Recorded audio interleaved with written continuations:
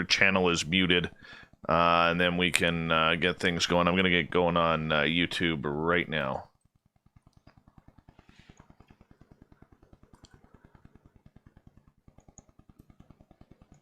Hey, everybody on YouTube, what is going on? As I am hanging out with Preston Dennett tonight. You're all invited, so I'm glad you are here showing up, bringing the snacks and the music and the party atmosphere. Always a pleasure to have you all here. As if you don't know me, I'm Dave Scott. I'm the guy behind the microphone of Spaced Out Radio. Whether that's a good thing or not, that is still to be debated. You know, but yes, the man with a face for radio is right here, everyone. Behind the... Oh, there, I gotta shut that audio off, because that's not gonna go very well if I have to continue to watch myself that way. What the heck is going on here? All right. What's going on, everyone? Let's give a shout out to everyone who is here so far in our chat room. And I know we have Cashew. We have the gorgeous and talented Becky Belling. We have Chris Moe, Steam Train Mark. How's tomorrow looking? Please let us know if we are alive in the future. Bee's Nest, good to see you. Let me go to the live chat instead of the top chat. Larry Schultz here.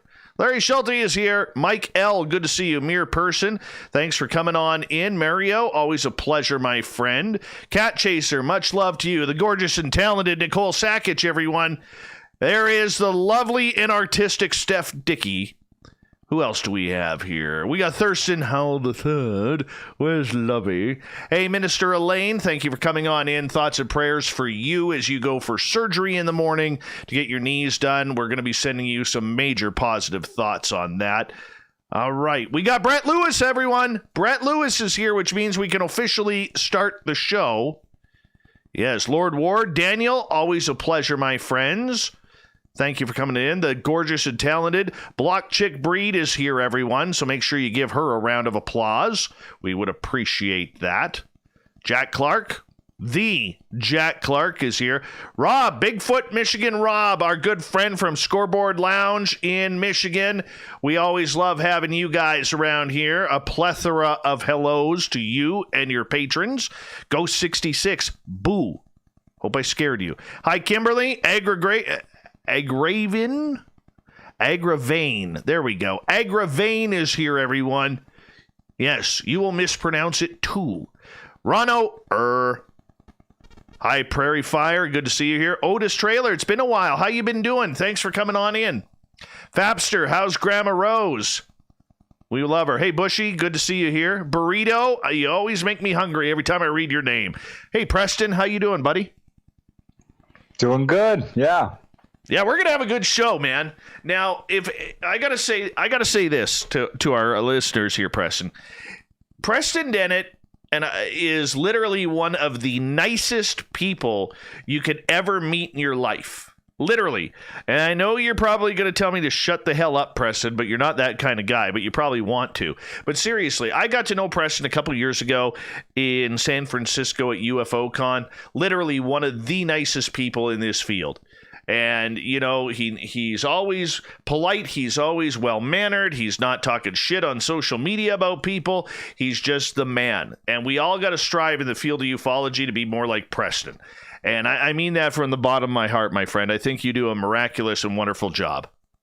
Hey, shucks, I'm turning red. Yeah, hey, that's great to hear, though. I appreciate it. Yeah, and I'm dead serious about that. I'm officially on record because this is being recorded, my friend.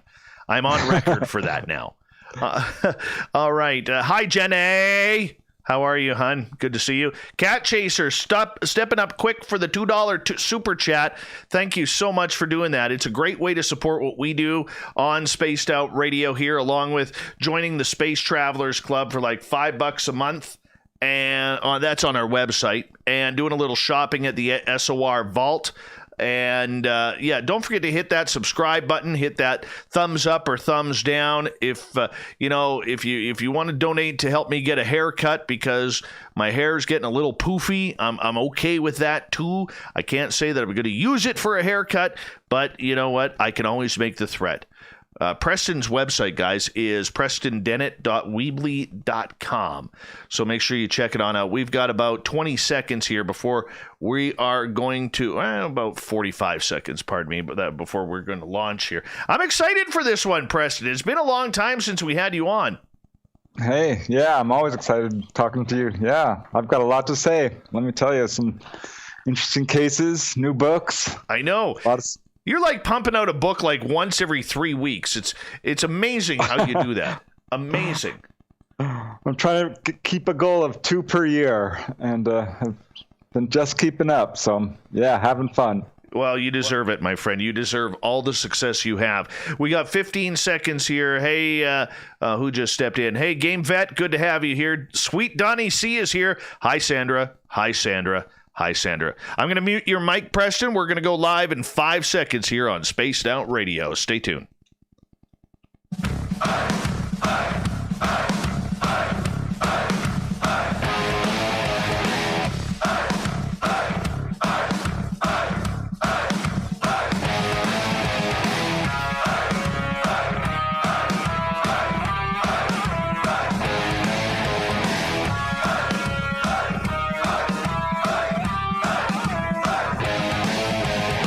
From the mountains of central British Columbia to you listening around the world, this, my friends, is Spaced Out Radio. I am your host, Dave Scott, sitting in the captain's chair of SOR headquarters. We welcome you to tonight's show across our terrestrial affiliates around North America and digitally on TalkStream Live and Revolution Radio.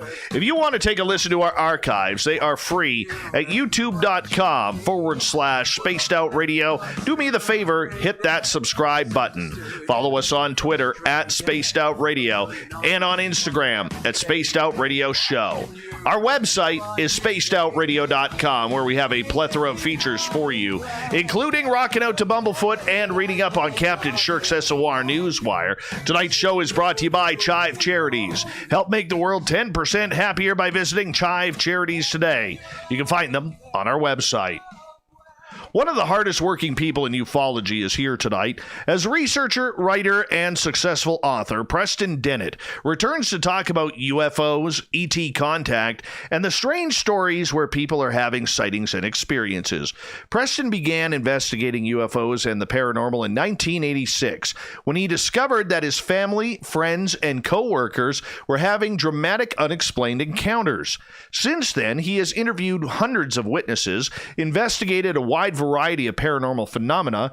He has worked with MUFON. He's a ghost hunter, a paranormal researcher, and literally he's got about almost 30 books out there and more than 100 articles about the subject. His website is prestondennett.weebly.com. Preston, it's been a while since we had you on Spaced Out Radio, man, but I am so glad to have you back. How you been? I've been good. Thanks, Dave. Yeah, doing pretty good. Preston, for people who are unfamiliar with your work, and I'm sure there's a few out there, especially more in the mainstream, how fun is this when you are hanging on out and you are finding out about these topics? Because every story is so different. I mean, is that the fun of it all, is hearing all of these incredible stories? Yeah, for sure. There's a real sense of wonder to it all, knowing that this is a true subject, that it's evolving, that we don't know everything about it. There's surprises around every corner. The field of UFOs in particular has just got levels and levels to it. And it's very complex, deceptively so, I think. I got into this field really naive. Thought, this is interesting. I had no idea there was a cover-up. I didn't realize that there were greedy hoaxsters out there, ready to try and trick you, or that millions of people were trying to deal with honest-to-God encounters of being taken on board, face-to-face contact, real sightings, landings, the whole deal. Preston, for the people out there who are familiar with this topic, okay, we know that there is something going on. The phenomena is real. Too many people have had some incredible experiences, and it's just not one or two. We're talking hundreds, if not thousands, tens of thousands.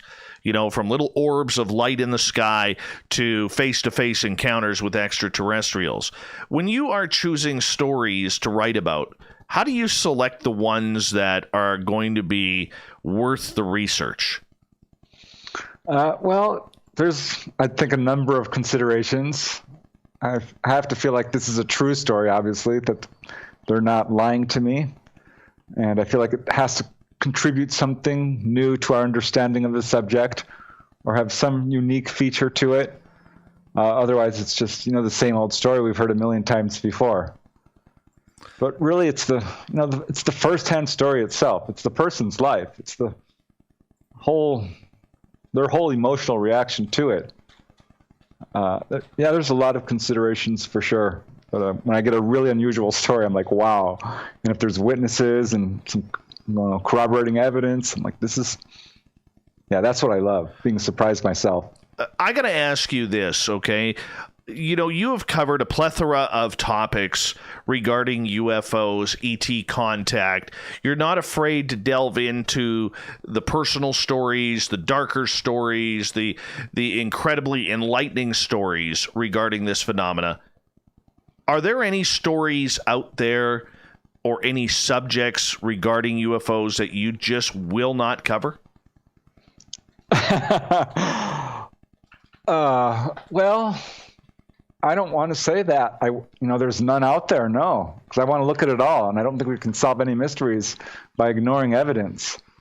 I do shy away from this, very fringy conspiracy stuff that's not supported by eyewitness testimony, because occasionally someone will come out on the field and make a big splash with a completely unique story. I'm like, wow, this is amazing, but I've never heard anything like this.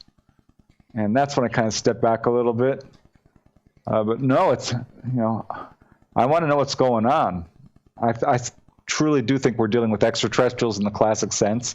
I know there's a lot of people out there who think that, this might not be extraterrestrial. It might be something else, a phenomena that wears various masks. And I think some of these cases probably do fit that category, but mostly I think we're dealing with ETs in the classic sense. Me too.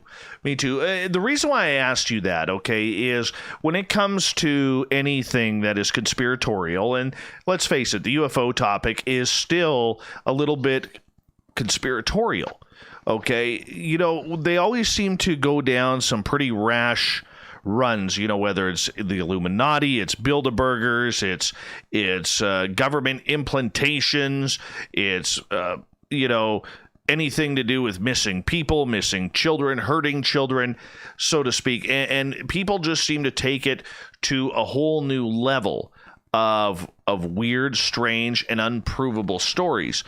I'm not saying it's not going on, but right now it's unprovable. How do you base yourself on keeping yourself level-headed enough to make sure that, the stories that you were going through, you're not going to go down one of those tangents, if we could call it that? Yeah, I've had to be actually really careful because there's particularly in terms of photographs, you go out on the internet and there's an enormous number of clearly hoaxed photographs, videos. And I don't even know how to deal with that sort of plethora of disinformation. It's a real problem. So yeah, you have to be very, very careful.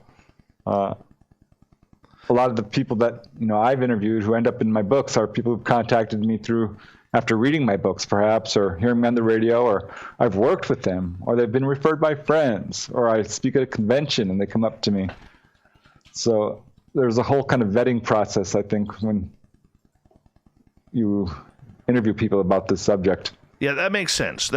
Preston Dennett is our guest tonight on Spaced Out Radio. Preston, with all the talk over the last couple of years about disclosure, UFOs, what the U.S. government knows, the TTSA, and whatever direction they have tried to lure people, okay, some for the good, some for, I believe, not so good. Okay, how has this affected your research in regards to the belief that there is some sort of phenomena going on? Well, starting from the very beginning in 1986, when I started, to where we are now, there's definitely a difference. This recent disclosures hasn't made this splash. I think it should have. And I asked people about it. Did you hear? UFOs are real, and the government said so. Your average Joe on the street, people at work, my friends, who aren't really into this subject. And it kind of just barely touched the periphery of their consciousness. Yeah, they heard about it, but they have their other interests. So I'm a little bit kind of, yeah, we're making progress, but it's like pulling teeth. And I'm not sure what it's going to take. I think what we're really going to need to really make a splash in the sort of mainstream in terms of convincing skeptics is we need to see the craft. We need the bodies. I'm sure we're going to get some pictures shortly coming down the road, bits of metal perhaps, because the Pentagon did say, quote, otherworldly vehicles, material from otherworldly vehicles. That's huge. That's movement we've never had before since I've been in this field. So I'm pretty excited about what's coming down the road, but I don't think it's going to have a big difference until we see the craft. Okay, so I agree with you, but there's a lot of people out there who are tired of the stories. They're tired of the firsthand accounts, firsthand experiences. They're tired of videos of little dots in the sky that could be birds, could be drones, could be stars with shaky cameras. You know what I'm saying? So, I mean, when we look at that and we take it, we want that government confirmation. It's like it's the next step and everybody's pushing for it. But my question to you is, since when are we supposed to trust spooks regarding this? Ex-CIA members, ex-NSA members, ex-government officials. And we're supposed to allow them to have our best interests at heart? You've been in this field a long time now, almost 30 years. How does that make you feel when you see people out there, saying, hey, you got to trust this guy. He worked for the CIA, or trust that guy because he worked for the NSA. Yeah, it is a problem. There's been a lot of distrust with the government on this subject. They bungled it from the very beginning. They took our tax dollars and made UFO witnesses look like liars, hoaxers on drugs, and completely debunked this subject when they knew full well it was real.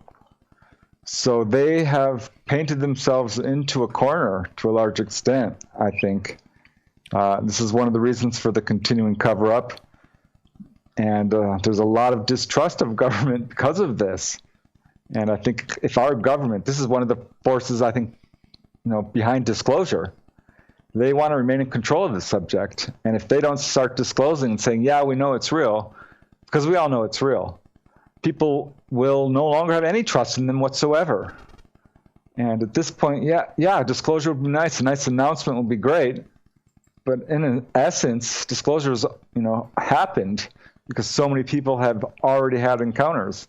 The UFOs have gone to the people themselves and just showed themselves. So a certain extent, our government is lagging behind. And I'm very disappointed in how they've dealt with this whole subject overall. How would you have dealt with it?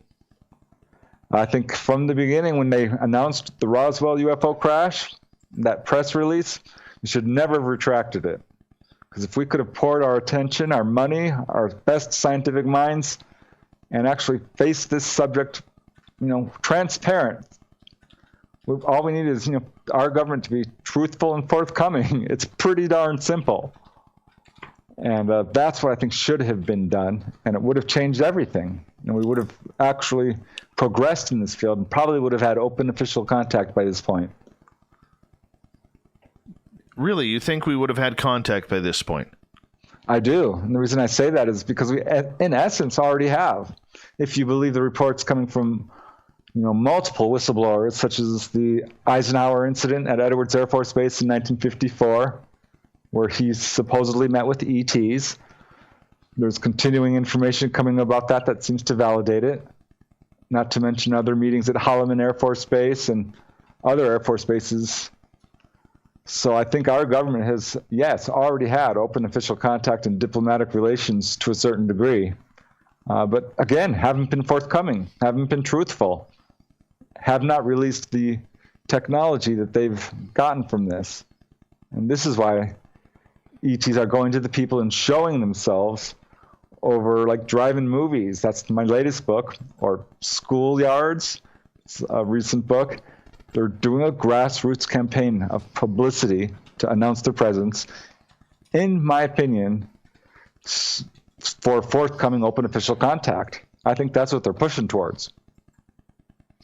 Okay, so that states that extraterrestrials are of a positive manner, and yet we keep hearing this threat narrative. Is that right. Governmental? Is that Hollywood? I think it's coming from different directions. There's a natural fear of the unknown, and I think that's one reason we're pretty fear-based in our society. And that's, partly the media, that's partly us. We love a little good scare. So I think that's one direction of this. Another is the ETs themselves are kidnapping people at night, coming to their bedrooms, pulling them off highways and into UFOs. And no matter how you slice that, that's not necessarily, a friendly act, no matter what they're doing. And thirdly, I think there is a narrative to sort of look at ETs as a threat. And from a government perspective, from a military perspective, I kind of get it.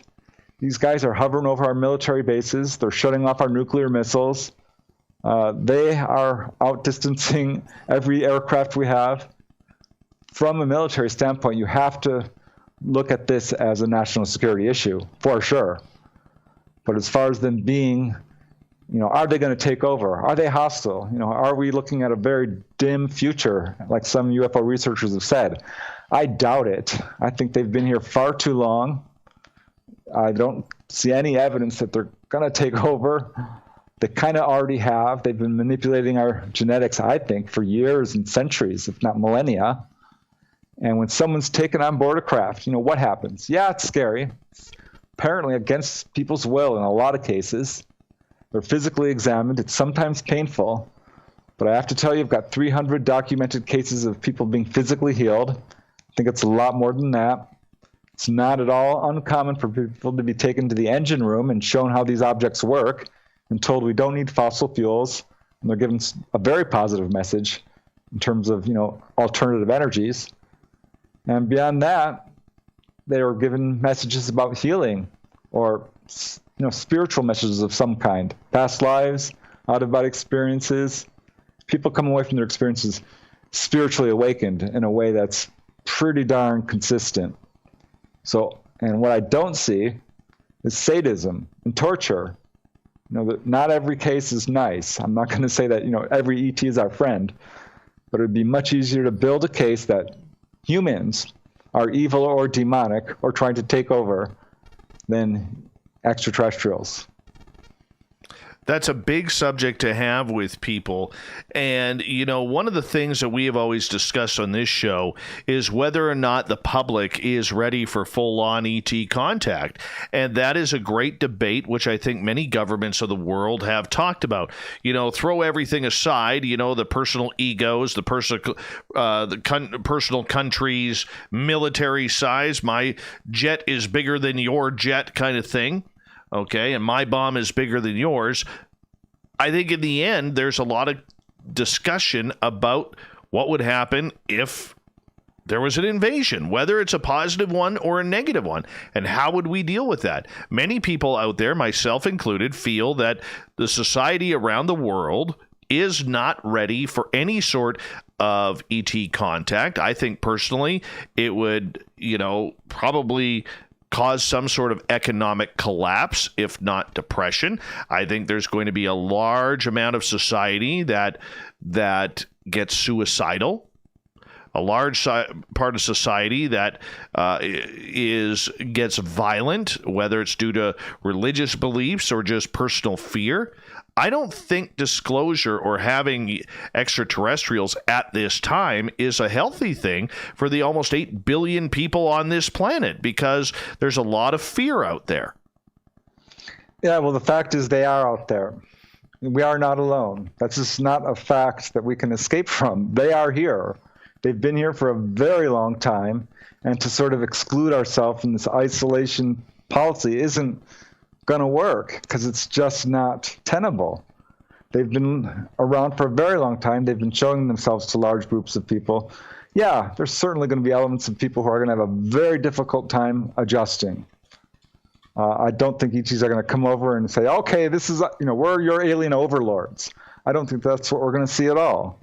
I think we're going to see just a very sort of step-by-step acclimatizing us to their presence in ways like we've already seen with the Phoenix Lights and the Belgium wave and numerous waves going down through history.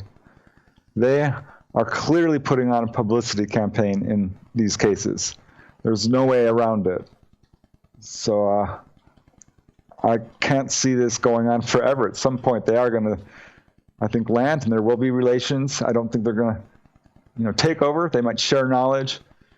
It's going to have some disruptions on religion and economics, of course, but humanity's been very adaptable, and we've had a lot of things we've had to deal with, and this will be just one other thing. Where do you think they're coming from?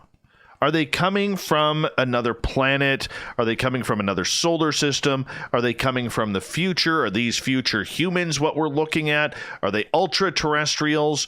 What's your opinion of this? Yeah, well, this is a big umbrella. So often, people say, oh, there's time travelers, there's interdimensional beings, there's demonic spirits, and all of this is true. And sometimes all of these get lumped under the UFO umbrella. But I think by and large, when we talk about people seeing craft in the sky, we're dealing with biological beings from other planets who are like us. And no, we don't know precisely where they come from. People have asked. They've been very tight-lipped. I've talked to people. One couple, they were invited on board. It wasn't actually a scary experience in Sedona, Arizona. And they asked specifically, where are you from? And they said, we're from a place you don't know about yet. And another got the answer, it's not important, or you wouldn't understand. So they're often very coy about where they come from. Zeta Reticula has come up in other cases, not just the Betty and Barney Hill case. And, definitely ETs have named star systems or galaxies specifically, whether it's, Orion or Cygnus or Andromeda or what have you. But we don't know what it comes down to. Officially, we don't know. Maybe in secret government circles they do. I think there's probably some evidence these guys can, not just Greys, but this whole gamut of ETs we're dealing with do have the ability to time travel or do have the ability to move through what we would consider, interdimensionally. So it gets to be pretty hard to pin down where these guys are from. But if we have their bodies, if we have these craft, and I think we do, I think we've got enough whistleblower accounts to say that we do, then we know that these are beings like us from other planets, which makes perfect logical sense because there's no way we're the center of the universe. That wouldn't make any sense at all, that we're the only beings in this entire physical realm. We got about 45 seconds. Is it ego on our part, Preston? Yeah, there's a very strong resistance to this subject. And I think it's partly because our government has really done a concerted campaign to debunk it. But it's also partly because, we think that we're the center of the universe. That's what we've seen throughout history. And we've always been proven wrong. It's amazing. It's amazing. And the fact is, where's the answers lie? Is it in the people? Is it in the governments? Is it in the militaries? We really don't know. We want to know. We think we know. But then we kind of screw it up because we're really, really good at that. Preston, I'm going to get you to hold on because we are going to go to break here at the top of the, or at the bottom of the hour. Boy, my clock's screwed up already. Bottom of the hour break here with Preston Dennett. His website, Preston Dennett, damn it, I can't speak all of a sudden. PrestonDennett.weebly.com. There it is. I finally got it out. We're into some great UFO stories tonight. UFOs at drive-ins? Oh, yeah. We're going to touch on that next on Spaced Out Radio.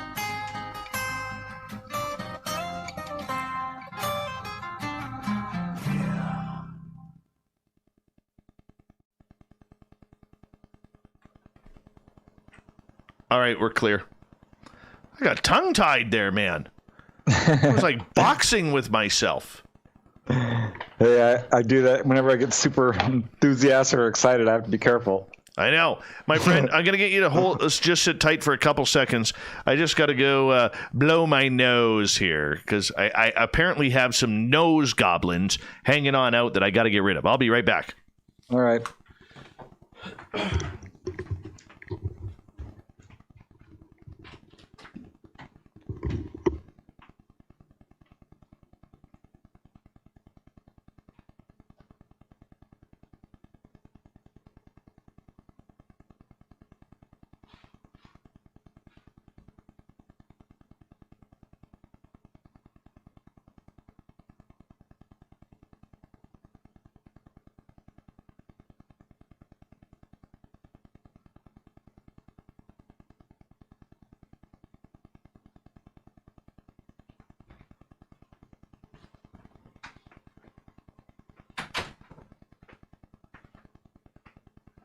All right, I'm back. Sorry about that.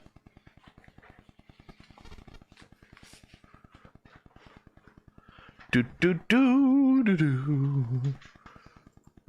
So how long is our break here? We got 5 minutes here, buddy. 5 minutes. All right. Yeah, we're doing good here. We're doing good. Except for this spot on my glasses that keeps catching my eye there.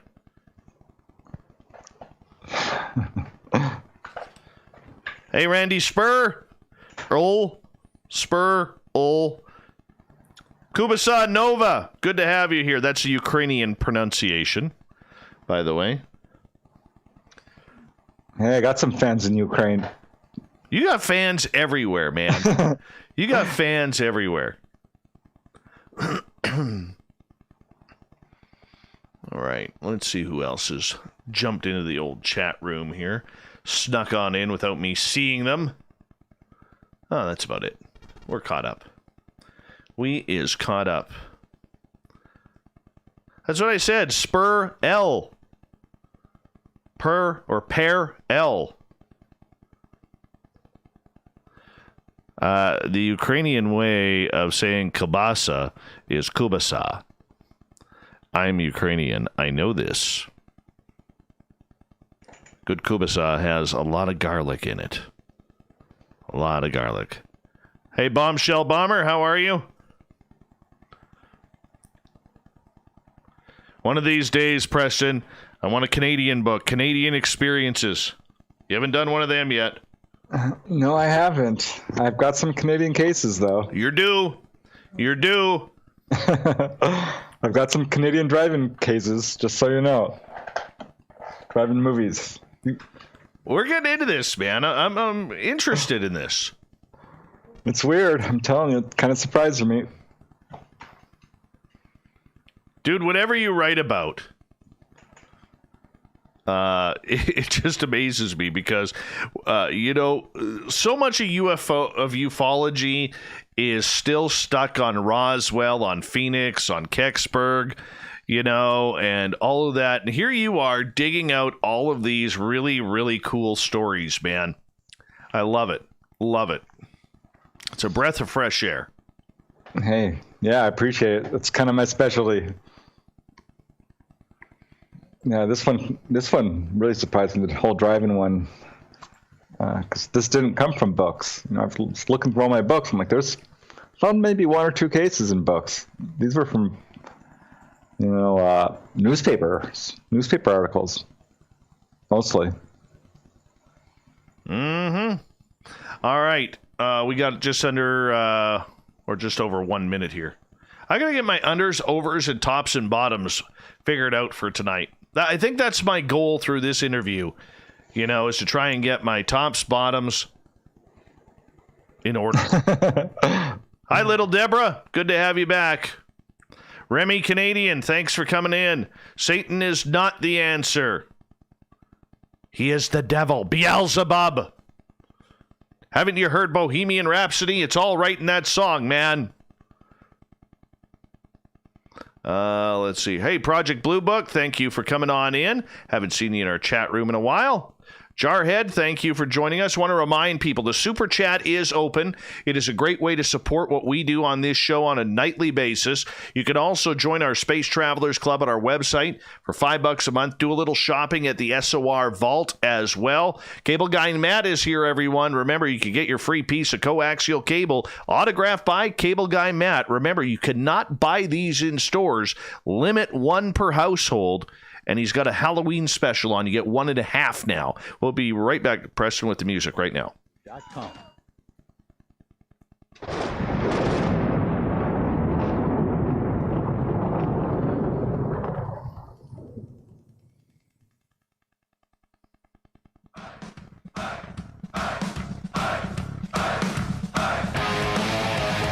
Second half hour of Spaced Out Radio is now underway.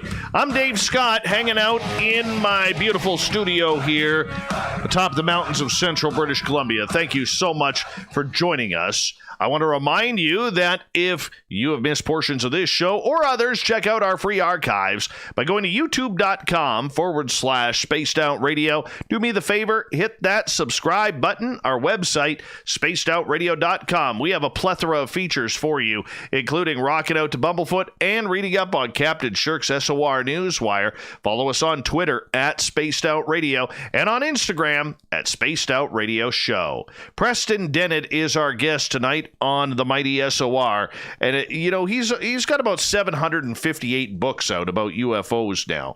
No, I'm teasing on that number, but Preston, you are seriously putting in a lot of research. You got a new book out, and everybody should check it on out. UFOs at the Drive-In. How did you come up with this topic, my friend? Yeah, crazy. I've been in this field for a long time, and I have to tell you, this surprised me. I actually got a case very early on. A lady came into my office where I worked, Claudia, and found out I was a UFO researcher and told me this incredible story where she was at the Paramount Drive-In Theater in Southern California one evening with her parents and sister. And suddenly everyone was screaming. They're dropping their popcorn. They're screeching out. And her parents are staring up at not at the screen, right next to the screen. She looks out the window and there's this giant classic flying saucer. Said it was shiny silver like a spoon and making this kind of whooshing noise, little lights on it, kind of watching them watch the movie, and caused total panic. Doesn't quite remember what exactly happened. There's a little bit of amnesia involved with this incident, which actually turns out to be a thing with this in some cases. And it was years later. They were on the radio, or they weren't on the radio, but they were listening to it. This guy calls in and describes the same incident. She turns to her mom like, "We were there." And her mom's like, "Yeah." And Claudia's like, "Well, why didn't we ever talk about it? We didn't even remember it." It was just very strange. That's how it all began. And I actually ran into 3 cases in a row writing, it was UFOs over Colorado. I'm like, okay. They are targeting drive-in theaters. What is going on here? Let's survey the literature. And that's when I got a real shock. Yeah, 100 cases. Well, I guess we know where Siskel and Ebert are now. Yeah. These are so weird. I mean, these are not normal sightings. I think if you're outside at night, you're a drive-in theater, you're probably more likely to see a UFO. Because, let's face it, you're out there for a couple of hours, 4 even. And there are a number of cases that do have what I would call a random flyby. But no, most of these cases, 70%, 80%, these objects drop down and come right next to the screen, right over the screen, perhaps on either side, over the parking lot itself, and just stay there. Not only stay there, they put on a show. And these are, there's nothing like this in the UFO literature in terms of large groups of people observing these objects this low, that close for that period of time. Because I was looking, maybe there's in there were 2, not like that. Has been happening at drive-in theaters since about 1950 onward. Okay, so I got a story for you that I think you'll be really interested in. And that is, there's a Canadian artist out there. We just had him on the air last week named Ashley McIsaac. And he's very famous across Canada. He's an award-winning fiddler playing Celtic music. And his sister or his cousin, no, his cousin, pardon me, actually caught 4 UFOs flying over his stage while he was performing. There you go. Yeah, I think this is something they do. They're showing themselves off to groups of people that are large, but not like crazy large that it's going to shake the world. Okay. So when you say crazy large, that would be like flying over the Super Bowl or Game 7 of the World Series. Yeah, which, might happen. I'm not going to rule it out because these cases are not normal in terms of these are very brazen objects. They're brave. They're out there to be seen. They are putting on a show. No doubt about it. I mean, here's a case which kind of clinched it for me in terms of like, what are these guys doing? Hovering right next to the screen. This just doesn't make any sense. This comes from George Fawcett. He's a pretty good researcher, pioneering. And this was back in May of 1963. The Wellington Circle Twin, Medford, Massachusetts. 2 glowing discs show up and kind of park in the sky not next to the screen this time, over the parking lot. And suddenly 2 more come and dip down even lower, and the original 2 lift up a little bit. And then 2 more come. So now we've got 6 objects in 2 columns. And then, darn it, 2 more come. Now we've got 8 objects in 2 separate columns. And for the next 45 minutes, these objects started to put on a display, rotating in this really weird way, like musical chairs. And a number of cases very similar to this, where there's no other explanation than they want to be seen. Why drive-thrus or drive-thrus, drive-ins? Is it because it's nighttime and there's bright lights going on? Do you believe it has to do with the gathering of the people? Yeah, I started looking at all these theories. I'm like, maybe it's the movie. Let's look at the movies. Most people, I have to tell you, don't really remember the movie, but some do. And I don't think it's the movie itself. I don't think they're watching the movie. The Simpsons movie, Exorcist, Jurassic Park, King Kong, How the West Was Won. There's a wide variety of movies that people have seen these things at. But it's definitely an element of curiosity there, I think. Because if you look at drive-in theaters from, say, above, from an aerial view, they're super obvious. I mean, these are giant screens, 100 feet tall, 50 feet wide. And I would think visible from pretty far out there in outer space. UFOs are all about computers and screens anyway, so I think there's an element that does draw them in, but that ultimately they are using this as an opportunity to announce their presence. Are people getting abducted while at the drive-ins? Don't think so. These are pretty much what we would call close encounters of the first kind, though there's a handful of cases, quite a good size actually, of where the screen has been affected or the speakers. And there's a couple of cases that definitely have me questioning. One guy I was able to correspond with directly, Scott Santa, had an experience at the Ascot Drive-In Theater, and this is in Cuyahoga Falls, Ohio, where this very large triangular-shaped object came right over the theater, knocked out the screen. I mean, it shut off. The electricity went out in the entire theater. All the lights went off in the snack stand, everywhere around, every car. It was complete darkness as this thing just moved overhead. They got out of the car. They were staring at it. People were dumbfounded, kind of zombified, he said, almost entranced. His ears popped, and it just moved overhead silently. And then as soon as it leaves the theater, just like a switch is flipped, everything comes back on. Boom, the movie starts playing. The snack stand is back on. Any lights that were off are now back on. And everyone just completely forgot what happened. There was complete amnesia, including with, Scott himself. He remembers, afterwards going to the snack stand, the restroom. No one was talking about it. Everyone was acting like it never happened.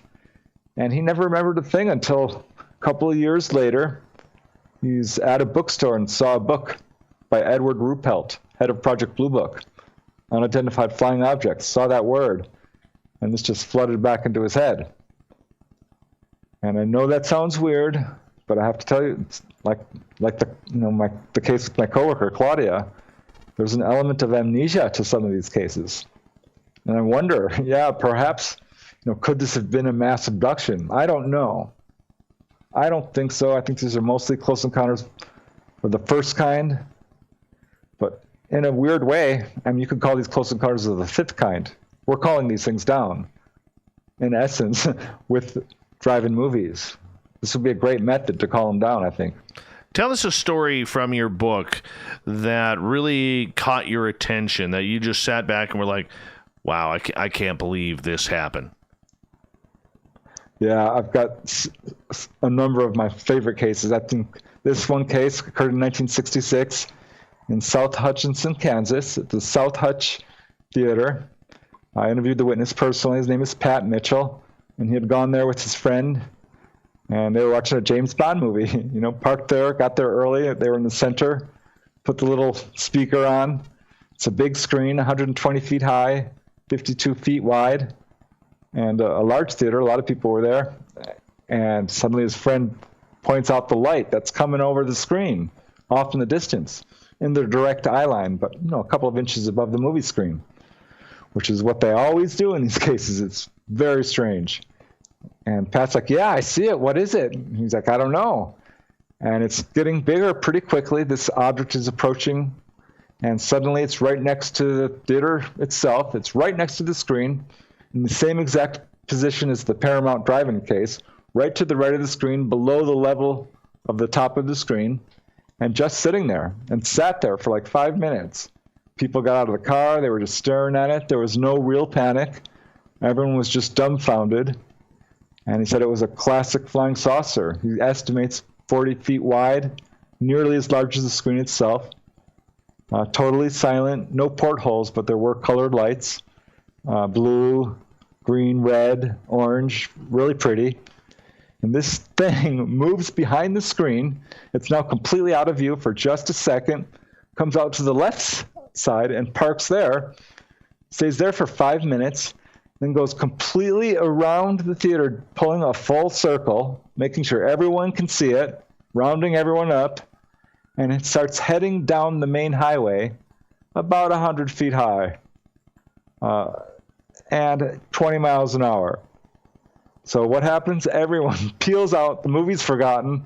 They are going to follow this thing. Pat is following it with his friend. 20 people are ahead of him, maybe 20 people behind. A convoy of like 40 or 50 cars heads down the highway and follows this object for 6 miles until it stops again. Parks in the sky. It's a little higher up this time, maybe 500 feet, and stays there for 5 minutes. And everyone's like, it's a UFO. It's, oh my God. And finally it just takes off straight up. Can't tell me that's not a display. We want a show that's going to give us a show. Is it mostly adults seeing this or children as well? A lot of children witnesses, a lot of adult witnesses, families. There's kind of your whole range there. A lot of these cases do rest in the testimony of perhaps 1 or 2 people or a family or a couple. There are only a couple of cases where there was like independent testimony from completely separate corroborating eyewitnesses, if you know what I mean. But I mean, there was a case in Canada where this theater was visited so often that the theater owners put out an advertisement and said, want to see the UFO? Come to the drive-in. Okay, so is there a pattern of the movies that are being shown when these craft arrive? No, I don't think they're watching the movies. There's, I looked into, could it be the movies themselves? If they're studying our movies to learn about us, that's bad news, because definitely they came down when The Exorcist was playing, and King Kong, and all of, our standard movies. People don't usually remember the movie. They're much more, remembering the UFO itself. But there are a few cases where I wonder what's going on here, because there was one case where the objects swooped down and then scooted up to like a star-like object and stayed for the entire length of the movie. And from their viewpoint, I mean, they probably could have seen this, in perfect detail. And there was another case, in Bogalusa, Louisiana, where a lady came upon a UFO hovering behind the drive-in theater owned by her parents. And there were human-looking figures inside watching the movie. She's pretty sure they were U.S. military. The problem was this was a flying saucer. It was silent. It was hovering there and took off when she shined a light at it. It's a very strange case. Okay, a case like that, how low was the craft for her to be able to see individuals in there? It was about 100 feet high. She was, or less. Let me see. It was 50 feet high. She was 100 feet away. And she had a very clear view of it. She could see that these windows were about 2 feet tall. She could see inside there was a yellow light. There were panels. There were about 6 figures. And they appeared to be human. They were wearing some sort of suit. She couldn't tell what kind. She does come from a military family. And every now and then, some of these guys would just walk right up to the front of the windows and be watching the movie. So hard to say what's going on here, but she's pretty sure this was reverse engineering government projects. But I personally wonder, because I don't know. I forget the date of that incident. I can look it up here in a second. But let me see. That was 1960s. So I don't know. That could be ours, but I'm not entirely convinced. Okay, so when you go back into the older cases, Preston, there was a time between the late 50s and the mid 1970s, early 80s, where there was a lot of weird, strange developmental aircraft, both in black projects and publicly, being flown across the sky. How do we know that a lot of these craft weren't these test vehicles of the U.S. government? Yeah, I think we know. And here's one case that I think speaks towards that. This occurred at the Terrace Drive-In in Bakersfield, California, August 12, 1952. Big theater, space for 650 cars. One of the witnesses, the main witness here, Lieutenant Jenkins, was watching the movie. A bunch of people were there when this object swoops down and parks over the movie screen for just a second. It's right there, flashes its lights. It's a cigar-shaped object with 5 or 6 lights, perhaps portholes, and it takes off like a bullet. And so he submits a report to the local sheriff's station. Sheriff Leroy Hatfield takes the call and gets another call from another person at the theater, and after the third or fourth call, goes down to the theater itself. And there's 100 people there. The movie's long over. They all want to give testimony to what they saw. It takes about 20 reports and says, "That's enough. I know what you guys saw." Submits a report to, it turned out, the local Air Force, which was Edwards Air Force Base. And this was routed to Project Blue Book. I've got all this in documents. And went to the Air Technical Intelligence Command at Wright-Patterson Air Force Base, which is, really handles the cases that were super sensitive and affected national security. And also went to Anta Air Force Base in Colorado, who track all incoming and outgoing traffic, and to the Director of Intelligence at Washington, D.C. This report was marked action and was sent out the very next day. I don't think this is ours, and they know it's not ours. They're very interested in it. Okay, and I understand that, but I mean, I guess the way I'm looking at things is people of the 50s, 60s, 70s, which was a much easier life than it is now in a lot of ways, okay, they wouldn't have been able to understand what the SR-71 was, what the testing of the U-2 was, rockets, I mean, all of the supersonic aircraft that were being tested, the B-58 Hustler, I think the F-117 stealth fighter going into the late 70s, early 80s. I mean, that was called a UFO over Area 51 numerous times. Yeah, but they don't park over these screens for, right next to them. Here's another case, Mentor, Ohio, mid-1960s. A cigar-shaped object hovered right over the theater for a full half an hour till finally the projectionist turned off the movie. People were freaking out. And this is when it put on a real show. This cigar-shaped object turned vertical and proceeded to release 10 discs, which danced around for about 15 minutes or so, and then finally lined up in a column and returned back into the cigar-shaped craft one by one, which went parallel again and moved off. Now that's not government. That's not the stealth bomber. That can't be what's going on here. Okay, Preston Dennett is our guest tonight on Spaced Out Radio. We have about 3 minutes here before we have to go to break at the bottom of the hour. And Preston, when you are looking at these sightings at drive-ins, what similarities did these cases have throughout time, throughout states? There had to be some sort of similarities that you noticed. Yeah, it's very interesting. The whole heyday really was the 50s, 60s, and 70s.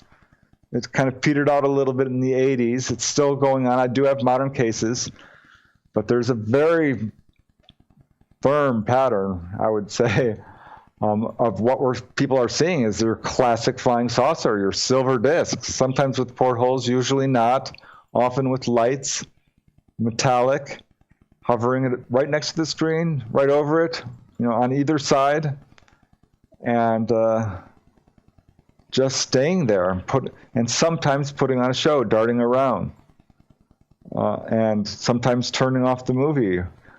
What I find most interesting is how people react. Sometimes there are cases of people completely panicking, like what happened at the Portland Twin in Scarborough, Maine.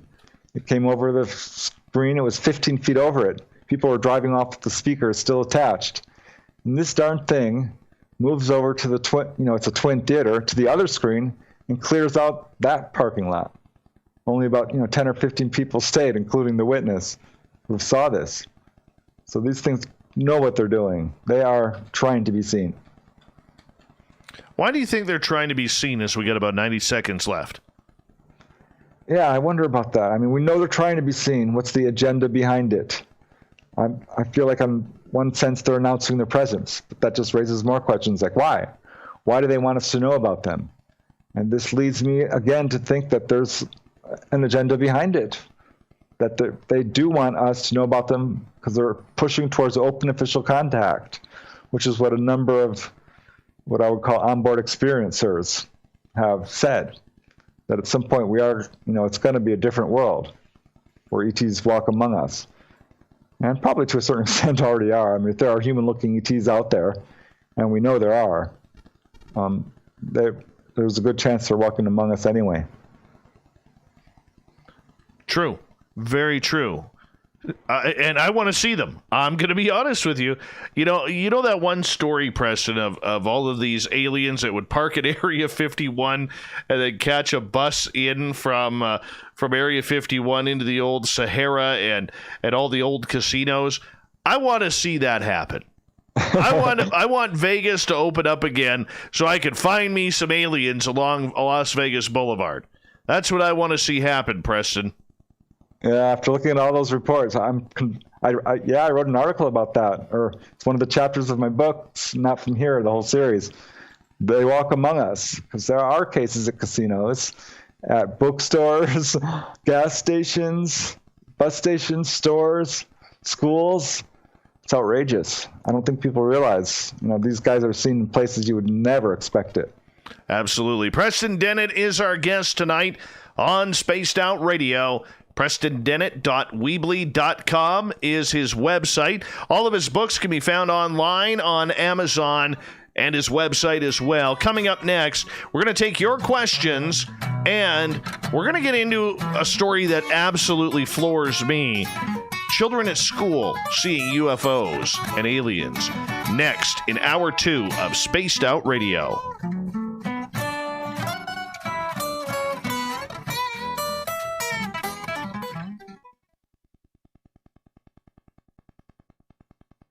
All right, we're clear, bud. We're clear. All right. All right. Hey, I just want to remind everybody, I'm seeing a lot of new faces in our chat room on YouTube tonight. Thank you so much. Don't forget to hit that subscribe button.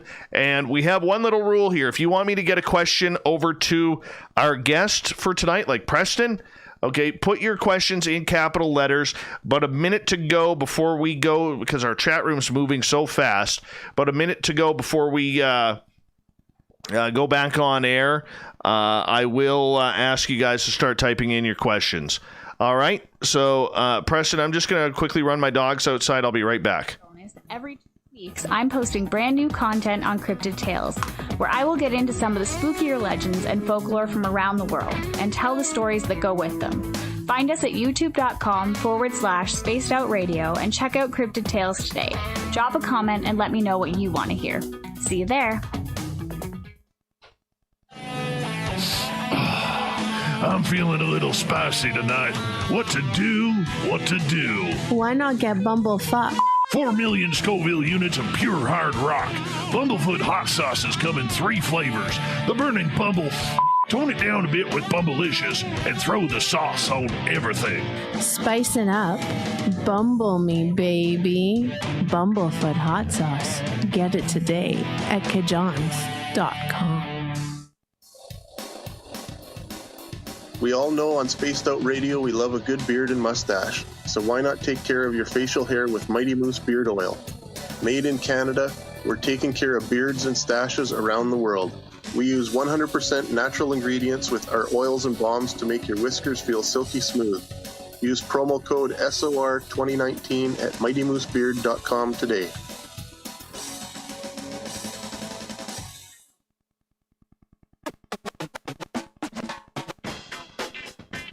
The SOR Vault is open for business, and we have some cool swag for you to pick up. All you have to do is head over to our website and click on the SOR Vault. You have a variety of cool logos to choose from, and put them on anything you want. T-shirts, hoodies, hats, coffee mugs, you name it, we can get it to you. So do your shopping by supporting the store you love. Get your Spaced Out Radio swag at the SOR Vault today.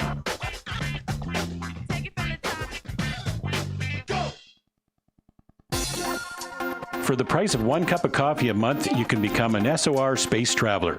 The Space Travelers Club is a place where you can interact with other listeners, either live during the show or on our great forum. We want your stories, pictures, comments, and ideas. You'll get live video streams, exclusive content, and be a part of our newsletter. Stay in touch with everything SOR. The Space Travelers Club is just $5 a month at spacedoutradio.com. Get your horns up with me on Spaced Out Radio. This is Ron Bumblefoot Thal. Come tune in to SOR where you can hear me rock out with Little Brother is Watching, the official theme song of Spaced Out Radio. And then come on over to bumblefoot.com where you can find out about my tour schedule, my music, and everything else. Bumblefoot.com keeps you up to date on what I'm doing and the best way to stay in touch with my music and music camps. Sign up for my newsletter at bumblefoot.com and remember, Little Brother is watching. We are scouring the world for the most intriguing stories of your day. Take the time to read up on the SOR Newswire, where our team, led by Captain Shirk, will deliver to you some of the best paranormal and supernatural news, along with some stories that will blow your mind from the weird to the wacky. It's the news outside the news that piques interest, and that's what we're looking to deliver to you. The SOR Newswire, only at spacedoutradio.com. The party is always on at the Moose Vancouver. The Moose Vancouver is where you want to be when visiting Canada's West Coast.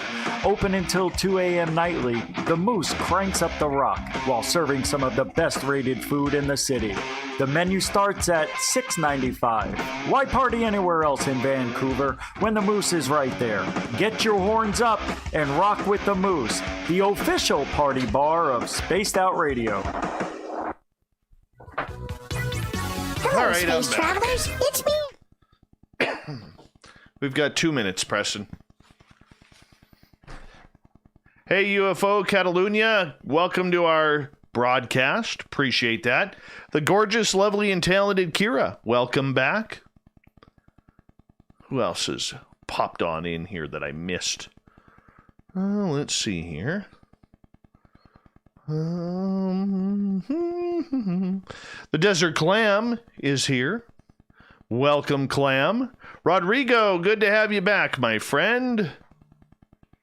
Thank you. Thank you for coming on in. Jesse Pink, welcome back. We've got just over a minute here.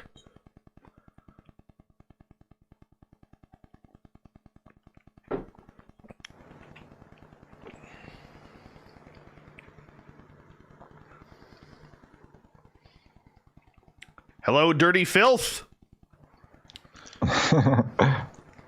Good to have you here. So are you all clear from the forest fire smoke now, Preston? To a certain extent. I would say our air quality is not quite where it should be. And yeah, some people I know have had some close calls. It's been a scary season. Yeah, I know. We had it for about 4 or 5 days. It was really bad up here. All the smoke from California, Washington, and Oregon came up. Hold on one second here. Hey, Alex, welcome. Glad to have you here, my West Coast friend.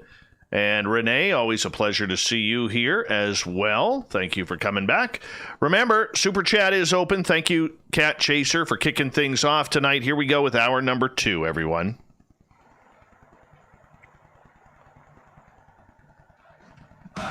You're listening to Spaced Out Radio with Dave Scott. Follow Dave on Twitter at Spaced Out Radio and on Facebook, Spaced Out Radio Show. Hour number 2 of Spaced Out Radio is now underway. I am your host, Dave Scott. Thank you so much for taking the time to join us tonight. We really appreciate it. Hi to everyone listening in on our terrestrial affiliates around North America and digitally on TalkStream Live and Revolution Radio. All of our archives are free. All you got to do is go to youtube.com/Spaced Out Radio. Just do me the favor, hit that subscribe button. The Desert Clam has set the password for tonight in the SOR Space Travelers Club. Buncombe. Buncombe is your password. Use it wisely, space travelers, as the Clam sets the password each and every night right here on Spaced Out Radio. Our website is spacedoutradio.com. We have a plethora of features for you, including rocking out to Bumblefoot and reading up on Captain Shirk's SOR Newswire. On Twitter, you can follow us at Spaced Out Radio, and on Instagram at Spaced Out Radio Show. We continue on tonight with a good friend of this show's. Preston Dennett is here. His website, PrestonDennett.com. Make that .weebly.com if you want to check him out. He's got like almost 30 books out on the UFO phenomena. This is highly researched, highly good reading, and I suggest you get his books. Preston, welcome back. Hey, thanks, Dave. Not a problem. We're going to kick things off with a question from our audience here, a couple of them. First one from Corey down in Washington State. He's a Bigfoot guy, but, you know, his dad, Nate Foot. We call his dad Nate Foot. He's saying, Preston, what do you think about aliens being in the ocean? I think they are. They are in the ocean, have been for a while. There hasn't been a lot of attention paid to it. I think Ivan T. Sanderson was the first guy to really take a look at it, and he was the only guy for a while. And there's Carl Feint. He ran a website called Water UFO and collected a bunch of accounts. But this is a field of research that hasn't gotten a lot of attention. I started getting a bunch of cases off the coast of Southern California here, from the Santa Catalina Channel, San Pedro Channel, off of LA. It's a very deep area, almost a mile deep in parts. And I started collecting because there were so many. I ended up writing a book about it. So yeah, I know our oceans are very active with this type of what I would call USO activity, unidentified submersible objects. And it wouldn't surprise me a bit if there are bases in our oceans. All right, let's move on to Rodrigo's question here. Preston, do you want UFO disclosure, or do you enjoy the search and the mystery? I would say there's definitely an aspect of, enjoying the whole search, but no, ultimately a mystery bothers me, and being lied to really, is not fun. I would prefer that, yeah, absolutely I want disclosure. Are you kidding? I think it would benefit us all in a lot of different ways. and I think it's inevitable. And I hope to be put out of a job. I would love to be doing, other things. I wanted to be a science fiction writer. That's how I originally kind of thought about aliens, as being, science fiction. So, I should, for this sort of subject to be thrust into, the hands of someone like me. I'm a bookkeeper from Reseda. I'm kind of not the person who should be the one dealing with this. It should be everybody. It should be the greatest minds in the world. All right, let's get to Brian's question. Getting back to USOs, do you believe they are accessing small isolated bases or entrances to more extensive subterranean infrastructure? Yeah, there's a definite possibility. In my own research, I had a guy contact me who I trust, because he's given me valid information before, who told me, to look into the fact of tunnels reaching out from, the Santa Catalina area all the way to, get this, Edwards Air Force Base and Area 51 in Nevada. So these are underwater tunnels, underground, very large enough for 2 submarines to go by, side by side. And I found, evidence of this. So I think there's quite a bit that's going on underneath us that the public in general is not aware of. And we know that there are a lot of military bases that go very far underground. This is not disputed information. So to a certain extent, we know there's a lot going on. Let's get to Greco in Toronto, who is asking, do you think, Preston, that any of these UFOs are living or being controlled by an intelligent being? Yeah, I do think that. That's a good question. And this is something a number of witnesses do describe. Sometimes they really struggle with it, but they feel like this ship itself is alive and a living being. One lady I interviewed, she's like, this is the ship I was in, was an artificial intelligence. It's a living being. She connects psychically with it.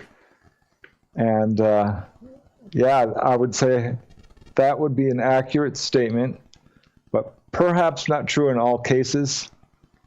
Because some people do this. There's many different descriptions of these types of craft.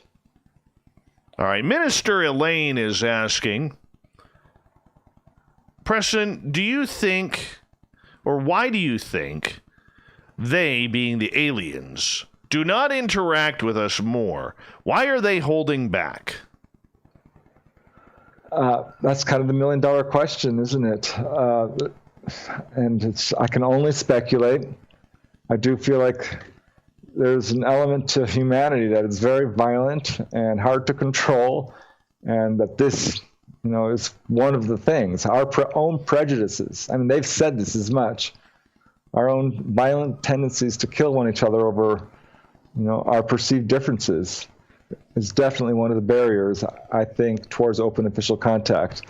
The fact that we're not telling each other the truth, and our society is corrupt, and we can't take care of our old people, and we're polluting our environment.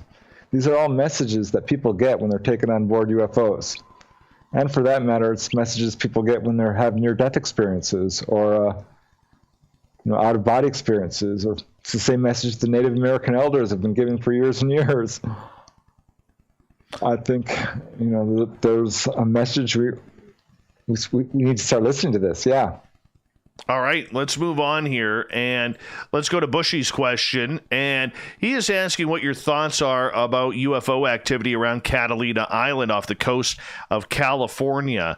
It's very close to Bushy and wants to know what's going on. Now, I will preface this that the Tic Tac incident happened right near Catalina Island on a military adventure and training exercise. So there is history of it out there in that area, Preston.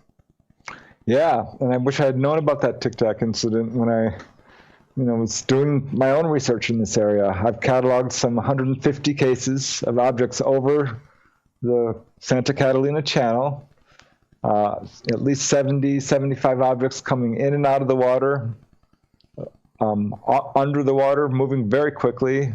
Sometimes they're targeting boats, going right under them. And Catalina Island is probably the primary place to see all this stuff. A lot of reports on Catalina Island itself, but Palos Verdes Peninsula, all up and down the Pacific Coast Highway. I mean, you can't go down a mile down the highway where I can't, pinpoint an encounter. So this is an area that's extremely active, and if you want to see a UFO or USO, certainly one of the primary areas, yeah. One of the big things about that whole area is the fact that there's a lot of sea activity there, not only with shipping, not only with military exercises, but there's a lot of fishing around there. There's a lot of whale activity, great white shark activity. I'll tell you, I'll never go out there. Never. As long as there's great whites in the area, which is pretty much everywhere there's salt water, I'm not going. It's just that simple. Just that simple. All right.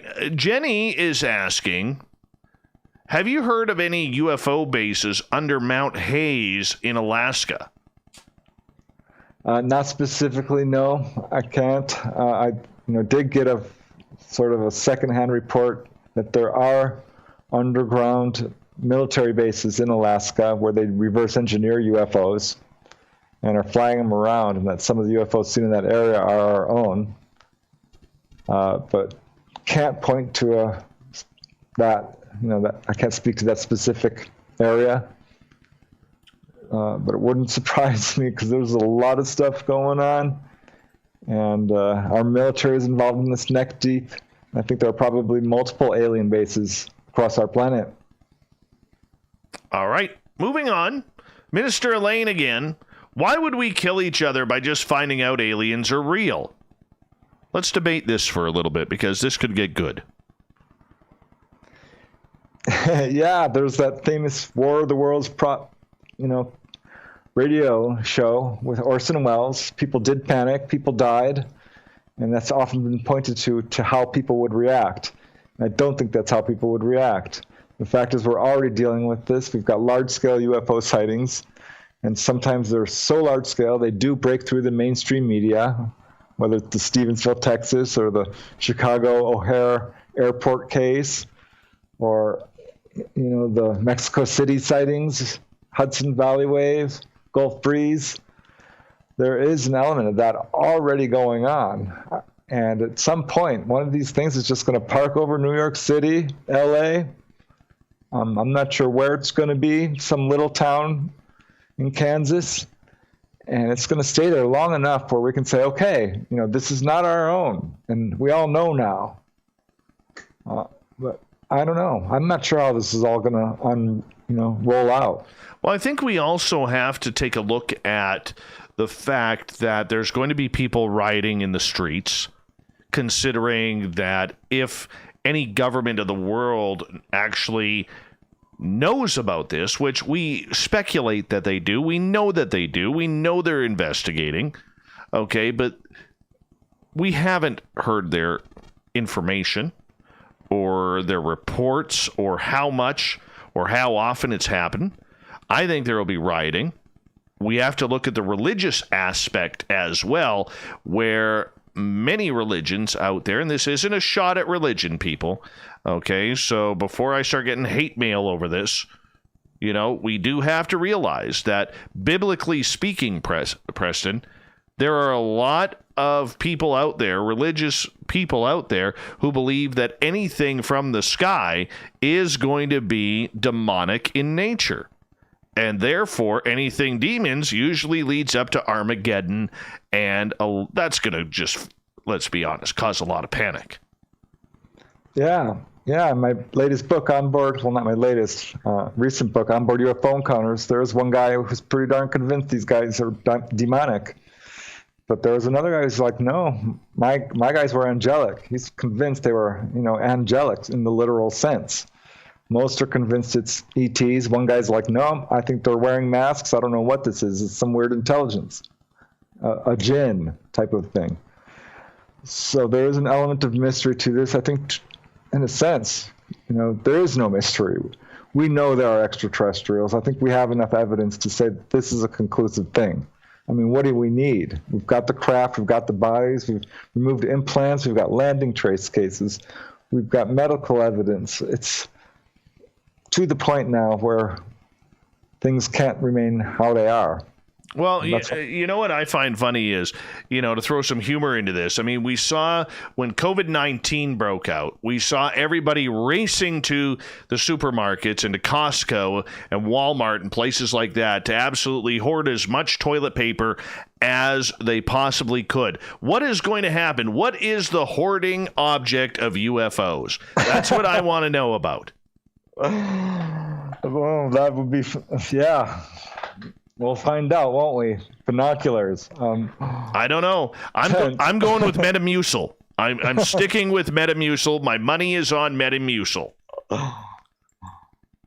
Yeah. Well, it's interesting. There has been a real strong uptick in UFO sightings over the last few months. I'm not sure if that's because more people are outside or what's going on, but it's definitely something we've seen. More reports than normal. It is weird. It is strange. And that's why we love having Preston Dennett here on Spaced Out Radio. Human Carl says it's going to be aluminum foil. Going to be aluminum foil. That's it. Appreciate that, Human Carl. All right. We got time for a couple more questions here before we are going to move on in topics. Kimberly is asking, does it seem based on all the reports that the extraterrestrials only target certain humans, and that is why many of us have not experienced contact yet? There's definitely another great question, because we don't know why some people have experiences and others don't, other than they do track families. That's for sure. If your grandmother has seen UFOs and your parents, well, get ready. Get a camera, because you're going to see one too. They do seem to track families, particularly in cases of people are having repeated encounters and being taken on board. But there's a completely random element. You could move into an area that's a UFO hotspot, upstate New York, or the Topanga Canyon area, or Withville, Virginia, a little town that was just besieged by UFOs. There's definitely a weird random aspect to this. So it's very hard to pinpoint who sees UFOs.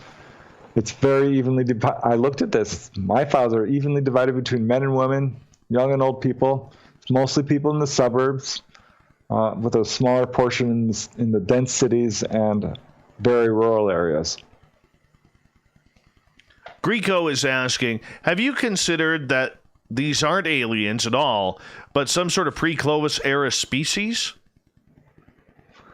Yeah, there are a lot of theories as to what we're dealing with here. And we've already talked quite a bit about this. They could be time travelers. They could be interdimensional beings. But I always like to point out, well, the fact that they do have the ability to travel in time doesn't preclude them from being extraterrestrial, as we would think of them. And as far as interdimensionality, well, we ourselves are interdimensional. We perhaps don't have the abilities that they can do with altering their appearance or disappearing and turning at right angles, but everything, every entity has an interdimensional aspect to them. We have a soul, a dream body, an astral body. That's an impossible question to answer, because they're not telling us where they're from, and we don't understand what an interdimensional being would even be. What we are seeing is humanoid figures, and they appear to be physical in every sense of the word. And these craft, as well, are leaving landing traces. And people are, who are being taken on board are not where they're supposed to be. They're missing. This is a physical experience. It's not, hallucinatory. Right. All right. Chris is asking, do we need to have a hive mind to be accepted into the Cosmic Club? Yeah, perhaps. I think on some level, we all do telepathically, we're all connected. I mean, we are one species. And I think subconsciously there's sort of a one mind to that. And this is how the Greys live naturally. They are a very telepathic race. And most ETs are like this. It's all about telepathy. There's no such thing as lying. Everyone can read each other's mind. There's no, I don't want to say no, but in terms of conflict, it's not like it is here, who don't communicate and don't read each other's minds effectively, at least, I think there's something to that. We're going to have to grow up, our race, and wake up to our own natural human talents. And this kind of speaks to what happens to people who are taken on board. They do come back with this feeling like they can do telepathy, have the ability to do psychic reading, hands-on healing, out-of-body travel, all this kind of stuff. So I think they're trying to wake us up to our own potential and get us to the point where we can communicate and stop killing each other. That'd be nice, wouldn't it? Yeah. Hey, I'm a dreamer. But you know what? I don't think you're that far off. A lot of people that we have had on this show over the years have pretty much extracted that same notion of extraterrestrials, that they're kind of pissed off with how violent of a species we are. And, if you hear it once or twice, that's something. But you hear it numerous times like we have here, you got to think there might be a little bit to that. Let's move on here. Kira is asking, Preston, why do you think there are women who are getting impregnated by extraterrestrials? Yeah, I got one of those cases. One of the first cases I ever had was your hybrid baby case. And it was pretty shocking to me because Bud Hopkins' books had just, come out. And I'm like, wow, this is matching up with exactly what he's saying. And I continue to get cases like this. And it's clear that this is happening to both men and women. And these Greys in particular are creating hybrid babies. And the apparent purpose, and this I've heard from many, I'm going to say several different abductees personally, but certainly have read this all over the place. The Greys have reached a point where they're sterile and are not able to reproduce. They reproduce through cloning, and they've got a lot of genetic damage. They once looked just like us, but had changed their genetics to weed out emotions, which they thought were destructive, and for space travel. And now they're trying to replenish their race, or revitalize it rather, using our genetics, because we and they are essentially the same species. We've got the same genetics. I love Larry's question here, as we got about a minute 45 left before we go to break at the bottom of the hour. Are these extraterrestrials watchers from the Bible? There's been some speculation towards that, and it wouldn't surprise me a bit. That's what Betty Andreasen called them. She's a well-known abductee from Massachusetts and is religious and has still, reconciled this with her beliefs and feels there's an angelic aspect to it. And certainly there's a lot of ancient writings out there that talk about people from above. Most cultures across our planet have legends, or whatever you want to call that, an oral tradition, that their ancestors came from above. We did not evolve from here like it's taught in schools. No.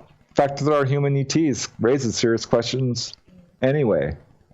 So yeah, I think there's definitely something to that. There's enough different sources to say that probably they've been around for a very long time and have intervened in our race for millennia. It's kind of interference there. It's kind of interference, man. It's they're on top of things, let me tell you. I mean, we've got cases of people who've been brought together as, partners, lovers, husband and wife, set up, essentially, see each other on a UFO, and then meet later. And just weird stuff where they're very manipulative. Yes, I know people like that as well.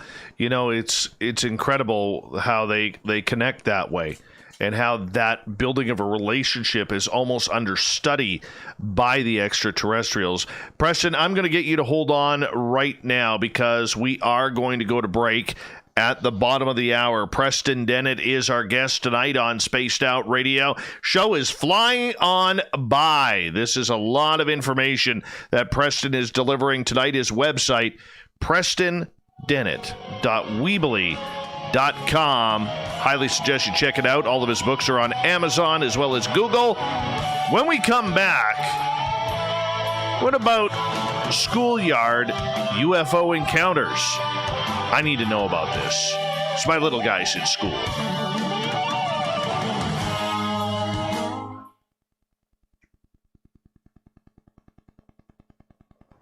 All right, we're clear. It's good stuff. Yeah.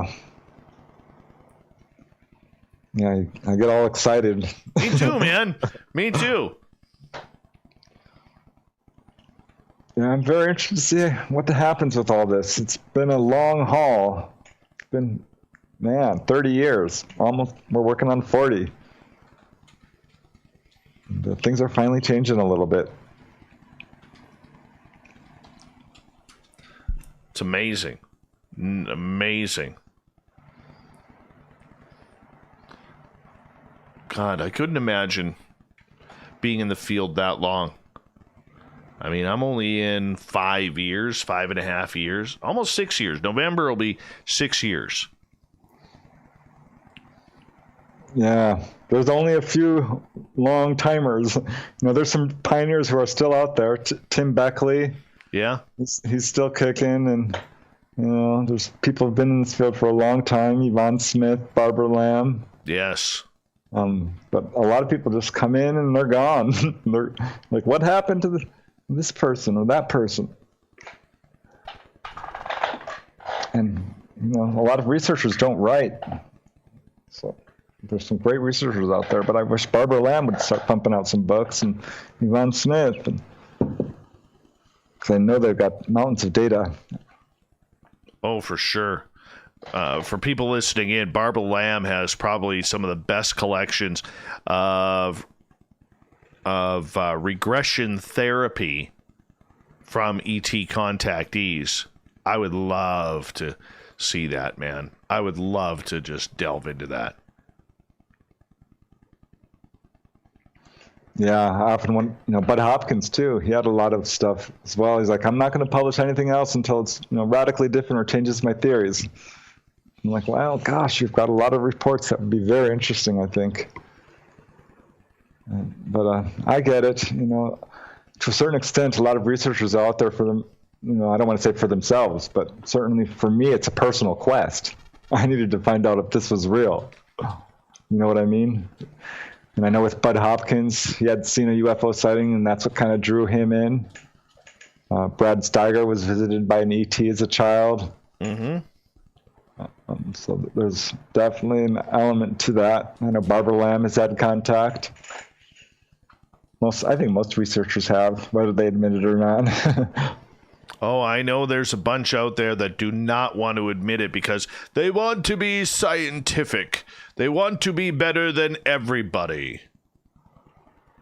Yeah, remember Margaret Mead, the anthropologist? She's like, no, let's get in there and live with them. Exactly, right? When I heard UFOs were real, I was actually out there in the fields, literally, trying to see one where people, where there was a wave of sightings, I would be camping out. Right? Absolutely. I'm ready. I wanted to go, see one for myself. What better way to study it? Preston, how many people have you talked to who've been or gone through a multitude, let's call it a plethora of contact, and then all of a sudden it just stops? Yeah. Gosh, let me think about that for a second. There's a book for you, my friend. There is a book for you. There is a weird pattern because it can stop for years and then suddenly kick back up again. That's what happened to one guy in England I was talking to. Happened to me. And that's the subject that pisses me off the most. It's happened to me. Like, dude, I used to call over friends to my house to come over for, let's have a beer on the patio and watch the UFOs fly over.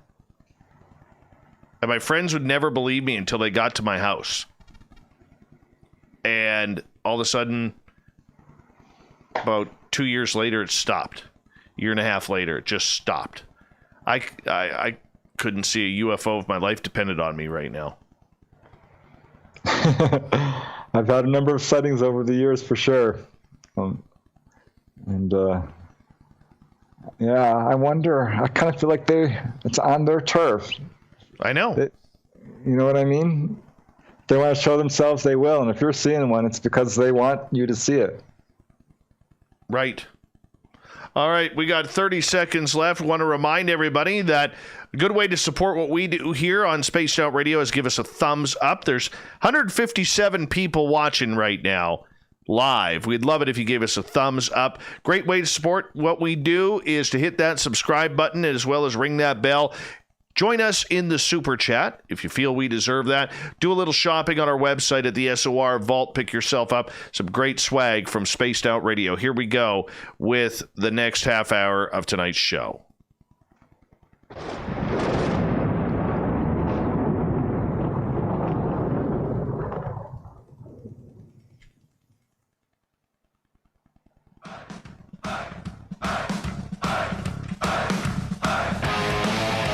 We passed the halfway point of Spaced Out Radio tonight. I am your host, Dave Scott, sitting in the captain's chair of SOR headquarters. Thank you so much for taking the time to join us tonight. Want to remind you that if you've missed portions of this show or others, check out our free archives by going to youtube.com/Spaced Out Radio. Do me the favor, hit that subscribe button. Our website is spacedoutradio.com, where we have a plethora of features for you, including rocking out to Bumblefoot and reading up on Captain Shirk's SOR Newswire. Follow us on Twitter at Spaced Out Radio and on Instagram at Spaced Out Radio Show.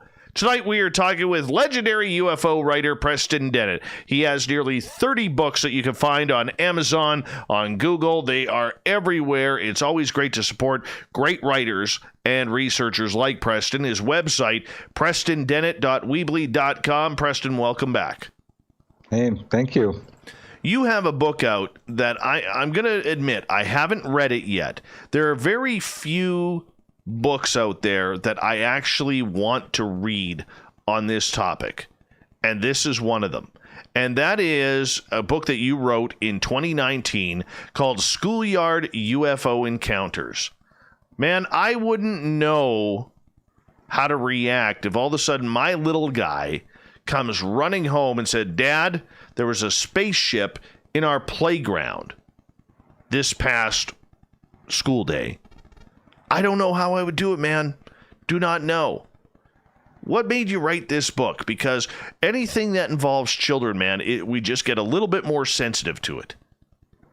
Yeah, I mean, some of these accounts made me cry. Just hearing these kids and hearing their testimony was very touching. And kind of stumbled into it. I was been looking at cases of things that attract UFOs, and had found some really weird things, like UFOs are hovering over prisons or graveyards, rocket launches. And so I'm kind of keeping an eye out for these sort of things, and had run across a few schoolyard encounters. And remembered there was a couple of really famous ones. There was a very well-known one in Africa, Zimbabwe, Ariel Elementary School, 1994. UFO landed right next to the school.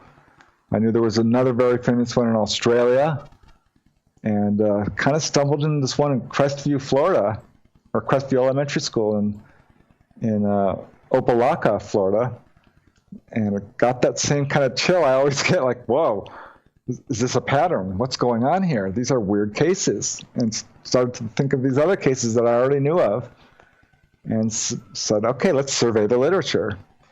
And doing research now is a lot easier than it used to be. So accessing, NUFORC and MUFON and National NICAP, APRO, some of these older UFO databases, and all these books and newspaper articles, got 100 accounts of UFOs not only hovering next to schools at very low level for long periods of time, but landing in about 30% of the cases. So this was definitely a thing, and it was definitely, not a coincidence. These objects were directly targeting schools. What happened at that elementary school in Florida? This was, 1967, exactly 1 year after the Westall High School incident in Australia, which was a huge case and extremely similar. This is Crestview Elementary School on Opelika, Florida, May 1967, I believe it was. they saw a group of about 6 kids and a teacher saw this UFO hovering over the school. Didn't think much of it until Friday, the next day, when suddenly these objects were back, and not only hovering over the school, they landed. They landed right next to the school in sort of this grove of trees. And all the students saw, this is an elementary school, very young kids. And at some point, the military showed up and pulled all the kids inside. They were told not to talk about it.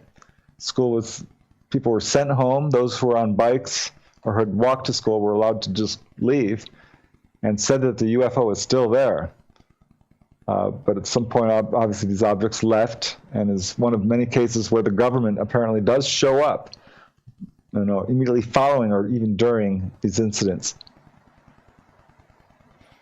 Okay, so with those cases in the U.S. regarding sightings at schools, potentially landings as well, does the military and the police come in and start interviewing the children? Did it go like Roswell, where they're telling people you didn't see what you thought you saw? In some cases, there's more of an active cover-up than others. It's sort of just let them die on the vine, so to speak. The Crestview Elementary School case, there were 200 students who saw this, multiple teachers. It's a very well-documented incident that really got very limited press coverage. And the military said it was helicopters. They said that they had seen helicopters under unusual conditions, which is, disingenuous, false, and misleading, and the whole list. But they're covering it up to that extent. And we do see this in other cases. Is this happening at just elementary schools and high schools? Do we have cases where it's happening at colleges or universities as well? Yep, looked into that. Of the 100 cases, get this, 50% are at elementary schools. That was one of the shocking, findings for me, because that sort of pointed towards these guys are targeting our youngest children. In a lot of these cases, these kids have no idea what a UFO is. They've never heard that term. But definitely colleges as well. In fact, all high school, junior high, one of the college incidents was the one that really broke this wide open, the Hillsdale, Michigan incident at Hillsdale College, where some 87 students and faculty and police officers saw this object hovering over the school for 2 hours and actually landed in front of the school about a quarter mile away briefly, and fits again this pattern of where they're, just like the drive-in movie theaters, showing themselves off. It's been from 1950 onwards, once or twice a year, and definitely they're targeting schools. What do you think the purpose of targeting schools is? It's a publicity campaign. That's what I think they're doing here. It's a very sort of gentle way to influence society and let kids know that they're real, because these kids go running home and they're like, I saw a UFO. And whether their parents believe them or not, it doesn't often make national news. A number of these cases do make certainly local newspaper coverage and are very dramatic. I think, again, they're just trying to put on a show. Here's a good case that speaks towards that. Jerome Elementary School in Marysville, Ohio, October 22nd, 1954. This object appears over the playground. There's like 60 kids out there, and it's hovering, it's getting lower, it's very bright, and they call the principal out. He sees it. He's never seen anything like it before, he says. He's calling out another teacher when this thing darts away and leaves behind. Suddenly the sky is filled with this spiderweb substance like cotton candy and just falls all over the playground, covering the school in a perimeter for over a mile around. And it's what we now know as angel hair. And it was one of the highest quantities that's ever been deposited in the United States. They were able to gather stuff up, preserve it, send it off to the local newspaper office, who sent it off to Lockbourne Air Force Base, who never responded to whatever this was. But they gathered it up, it would melt, it was gelatinous, it would sublime very quickly, disintegrate. And in my mind, it was a clear display, sort of a look at me type of thing.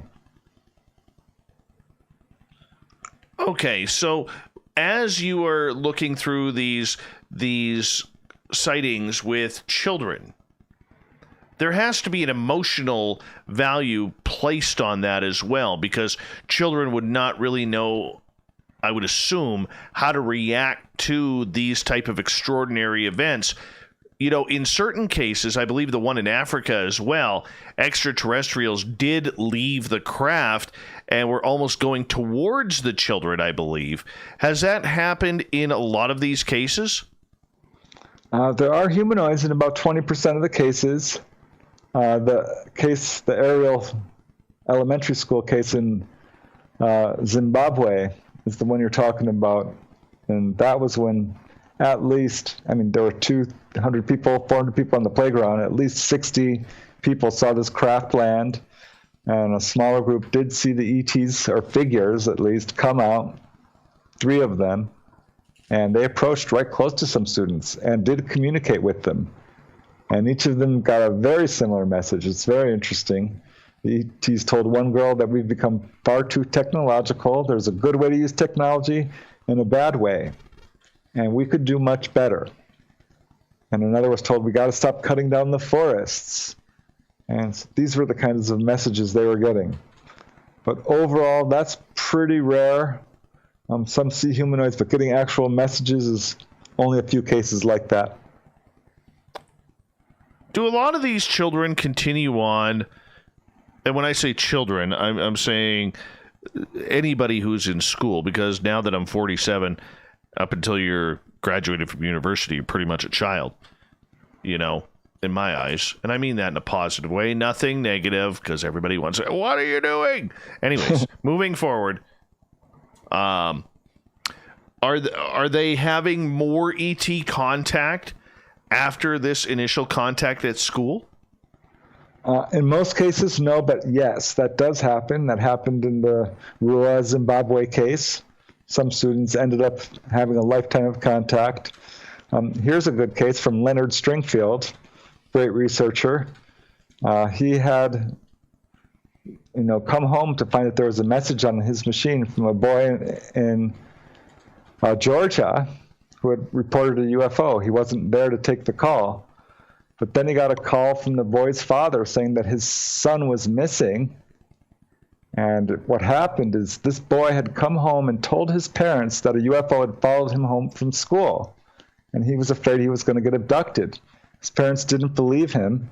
And he ended up withdrawing like $500 from the bank and running away.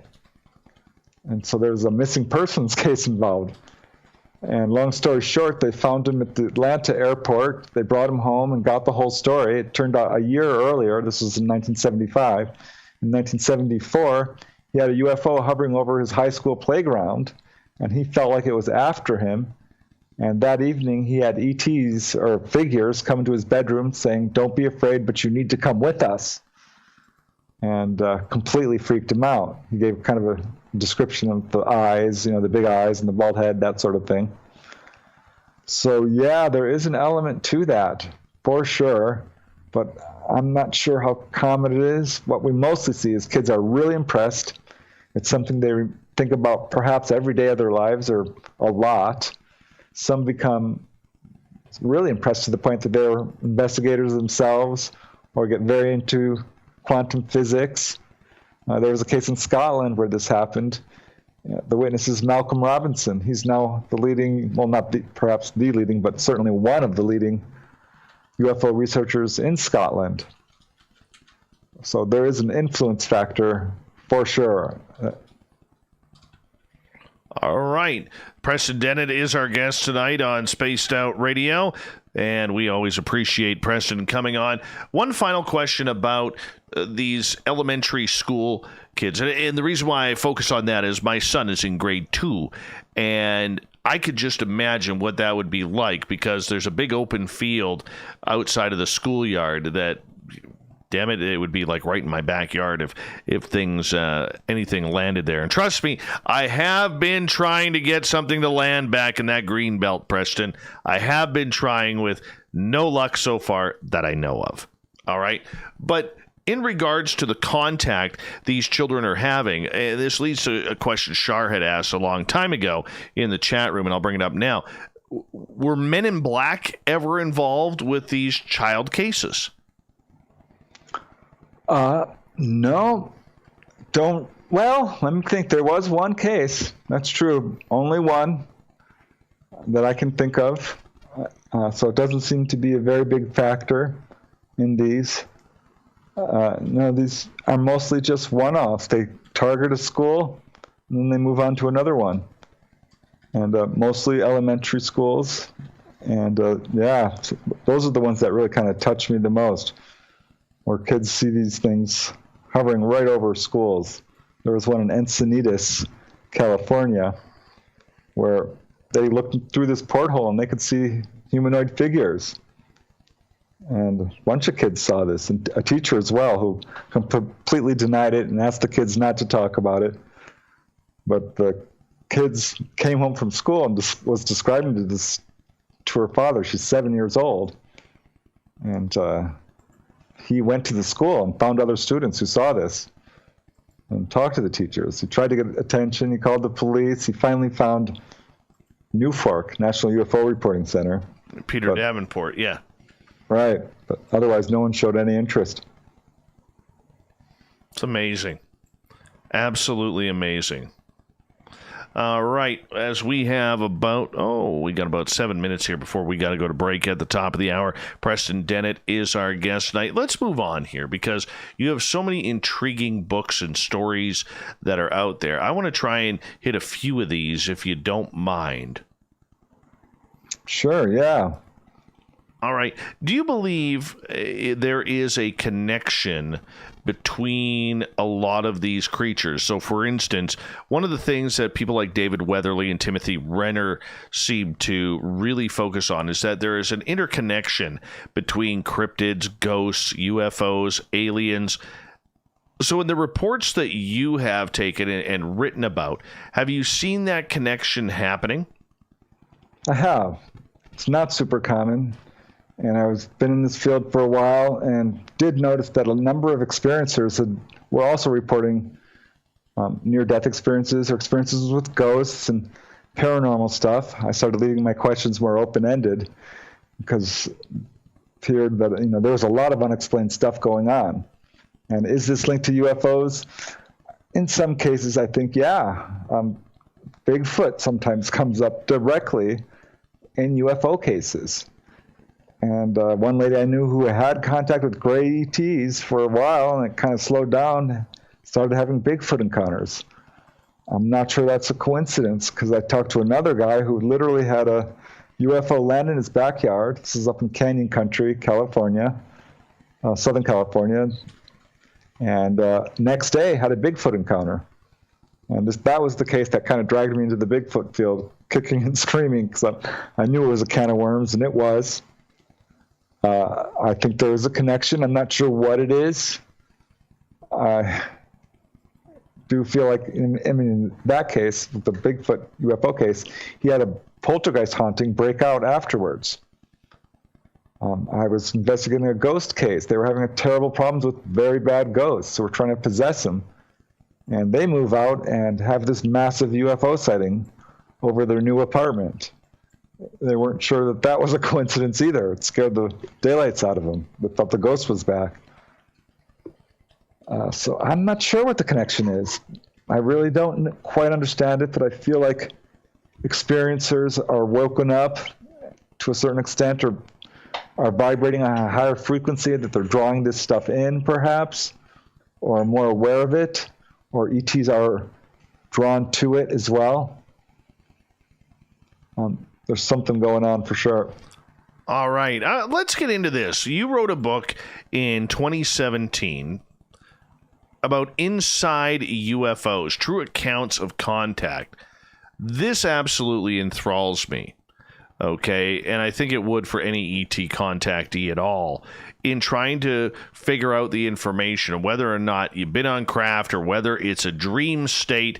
How were you able to tell with the stories in this book whether or not they were dreams of people or whether they were true encounters? Well, in all of the cases in that particular book, these people were awake. These are not something that they recalled as dreams or under hypnosis. These incidents occurred in normal waking consciousness. So that wasn't really even a question in these particular cases. And for that matter, some of them are multiple witness cases. So when you have, people there next to you and they're remembering what happened, clearly not a dream. Okay, so take us through a couple of the encounters that you wrote about there. Let's start off. Let me take a look here. Let's start off with these giant grasshopper aliens. I got to know about these, man. Yeah, Jeannie. She was a really neat lady. I met her at a UFO meeting that I was speaking at. And she had always been interested in UFOs, but never thought she was having contact. And was kind of ignoring the fact that she was having these sort of visitations in her bedroom at night by these beings. And she couldn't wake up, but she could kind of sense their presence, and they were talking to her telepathically, leaving her kind of weird cryptic messages like the time has come or we are coming or things like this. And didn't connect it to UFOs, even though she had a growing interest in the subject, until one evening she woke up and she was just choking, and this weird taste of garlic was in her mouth. She rushed to the bathroom, and there was nothing there except this horrible taste in her mouth. And she ended up meeting with Daryl Sims, and she was one of two cases in the book who did seek hypnosis and went under hypnosis and recalled seeing this giant grasshopper-like thing in the bathroom of her apartment, and it was shoving this sort of instrument down her throat. Oh, no. And this was not a pleasant thing for her. It was very traumatizing. And she can't even look at the pictures of these things that you see in the media. It just gets her ill. No kidding. So she had a rough time with it in the beginning, but overall takes a good view of the phenomena, oddly enough. I mean, she doesn't think they're evil.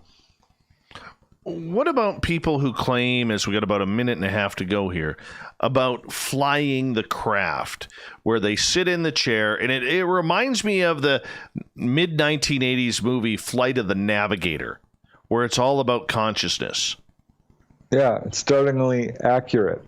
And I think some of the witnesses who I interviewed for my book, Onboard Experiences, if they were listening, they'd be jumping up in their seat right now, because that's absolutely true. And I see this quite a bit, surprisingly. Like in that book, Onboard Encounters, 15 cases, I think it's 5 of them had this experience.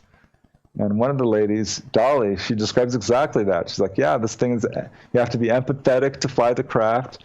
They've taught her how to do it. You connect to it, and it's an AI, and it's very advanced.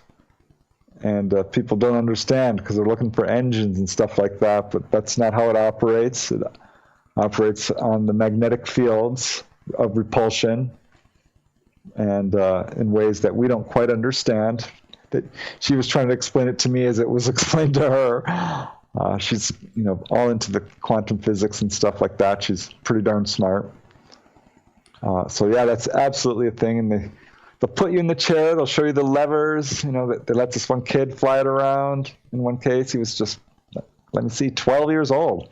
They're like, this is how you do it. I met a 12-year-old in my town who has allegedly flown a craft. And she said it was all in her mind.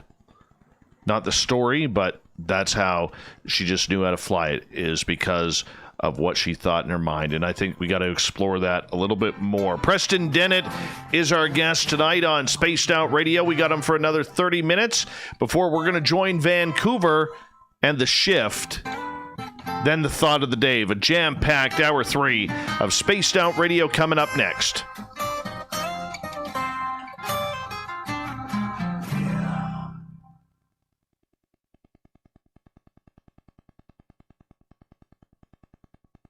All right, my friend, I'm just going to run my dogs outside. I'll be right back, okay?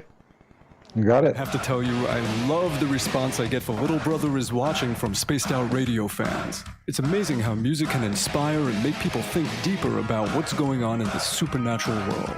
You can head over to my website, bumblefoot.com, to check out my music, my guitar workshops, my touring, even check out some of the hot sauces that I'm working on. And make sure you keep on listening, because with Spaced Out Radio, you know Little Brother is watching. Hi there, this is the paranormal lawyer Michael W. Hall. I'd like to invite you to listen in each Sunday night, where we're going to open up your eyes to everything strange and paranormal. I will be hosting some great guests with topics that affect us all, such as UFOs, ghosts, and everything paranormal. Let's learn together on Spaced Out Radio Sunday with myself, Michael W. Hall, the paranormal lawyer at spacedoutradio.com. For the price of 1 cup of coffee a month, you can become an SOR Space Traveler. The Space Travelers Club is a place where you can interact with other listeners, either live during the show or on our great forum. We want your stories, pictures, comments, and ideas. You'll get live video streams, exclusive content, and be a part of our newsletter. Stay in touch with everything SOR. The Space Travelers Club is just $5 a month at spacedoutradio.com.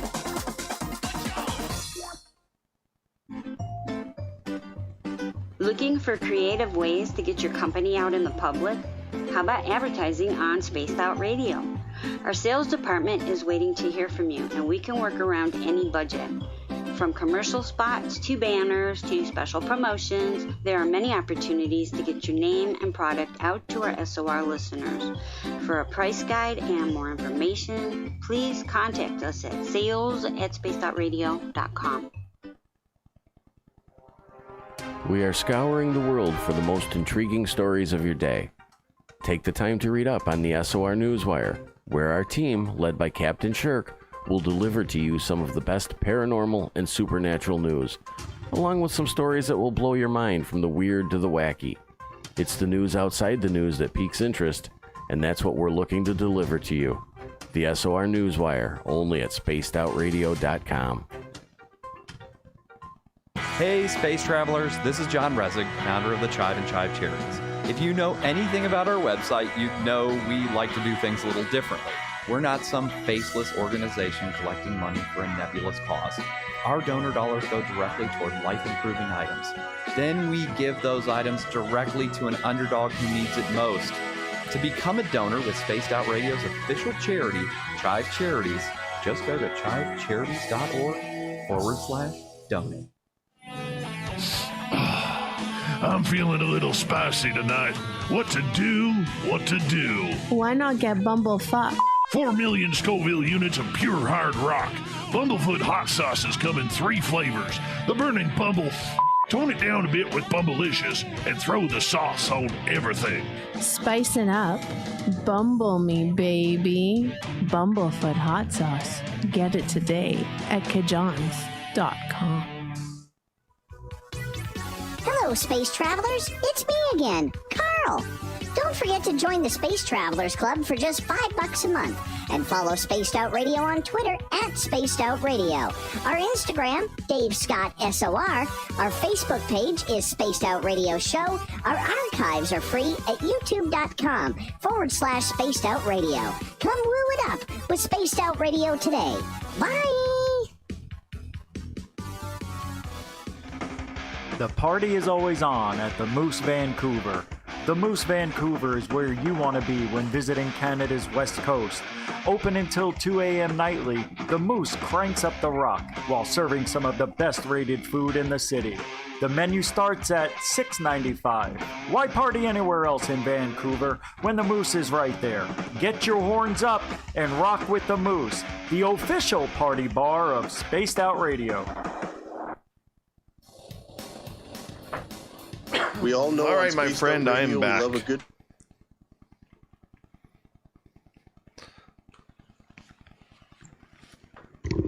I'm here. All right, good. So when we get to the next break, I'll say goodnight to you on the air, but just hold off until I get to say goodnight to you properly when we come back. Or when we go to break, pardon me. You got it. Been a pleasure, my friend. Thank you. Yeah, pleasure is mine. Well, the minute you get a book out, we'll bring you on. Yeah, I love it. I appreciate it. Yeah. All right, YouTubers. I have missed a bunch of questions by you guys tonight. So do me a favor and make sure that you repost your questions, and I'll get them to Preston when we come back from the air in about 45 seconds. Thank you once again to Cat Chaser for opening up the Super Chat tonight. It's a great way to support what we do on a nightly basis here. Also, a great way to support us is to do a little shopping at the SOR Vault and on our YouTube channel. Hit the subscribe button and the bell. That way you know when we're going to be coming on live. All right. Thank you. I appreciate that. Don't forget to put your questions in capital letters so that way old Davey can read them off. It's much easier for me to do that. The way our chat room moves real fast, I'll need to have a little bit of help with that. 10 seconds.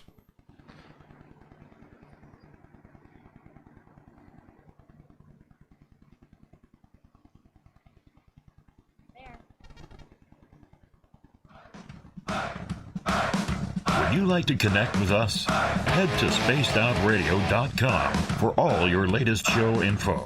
Now, back to Dave Scott and SOR. We got the third and final hour of Spaced Out Radio kicking off tonight.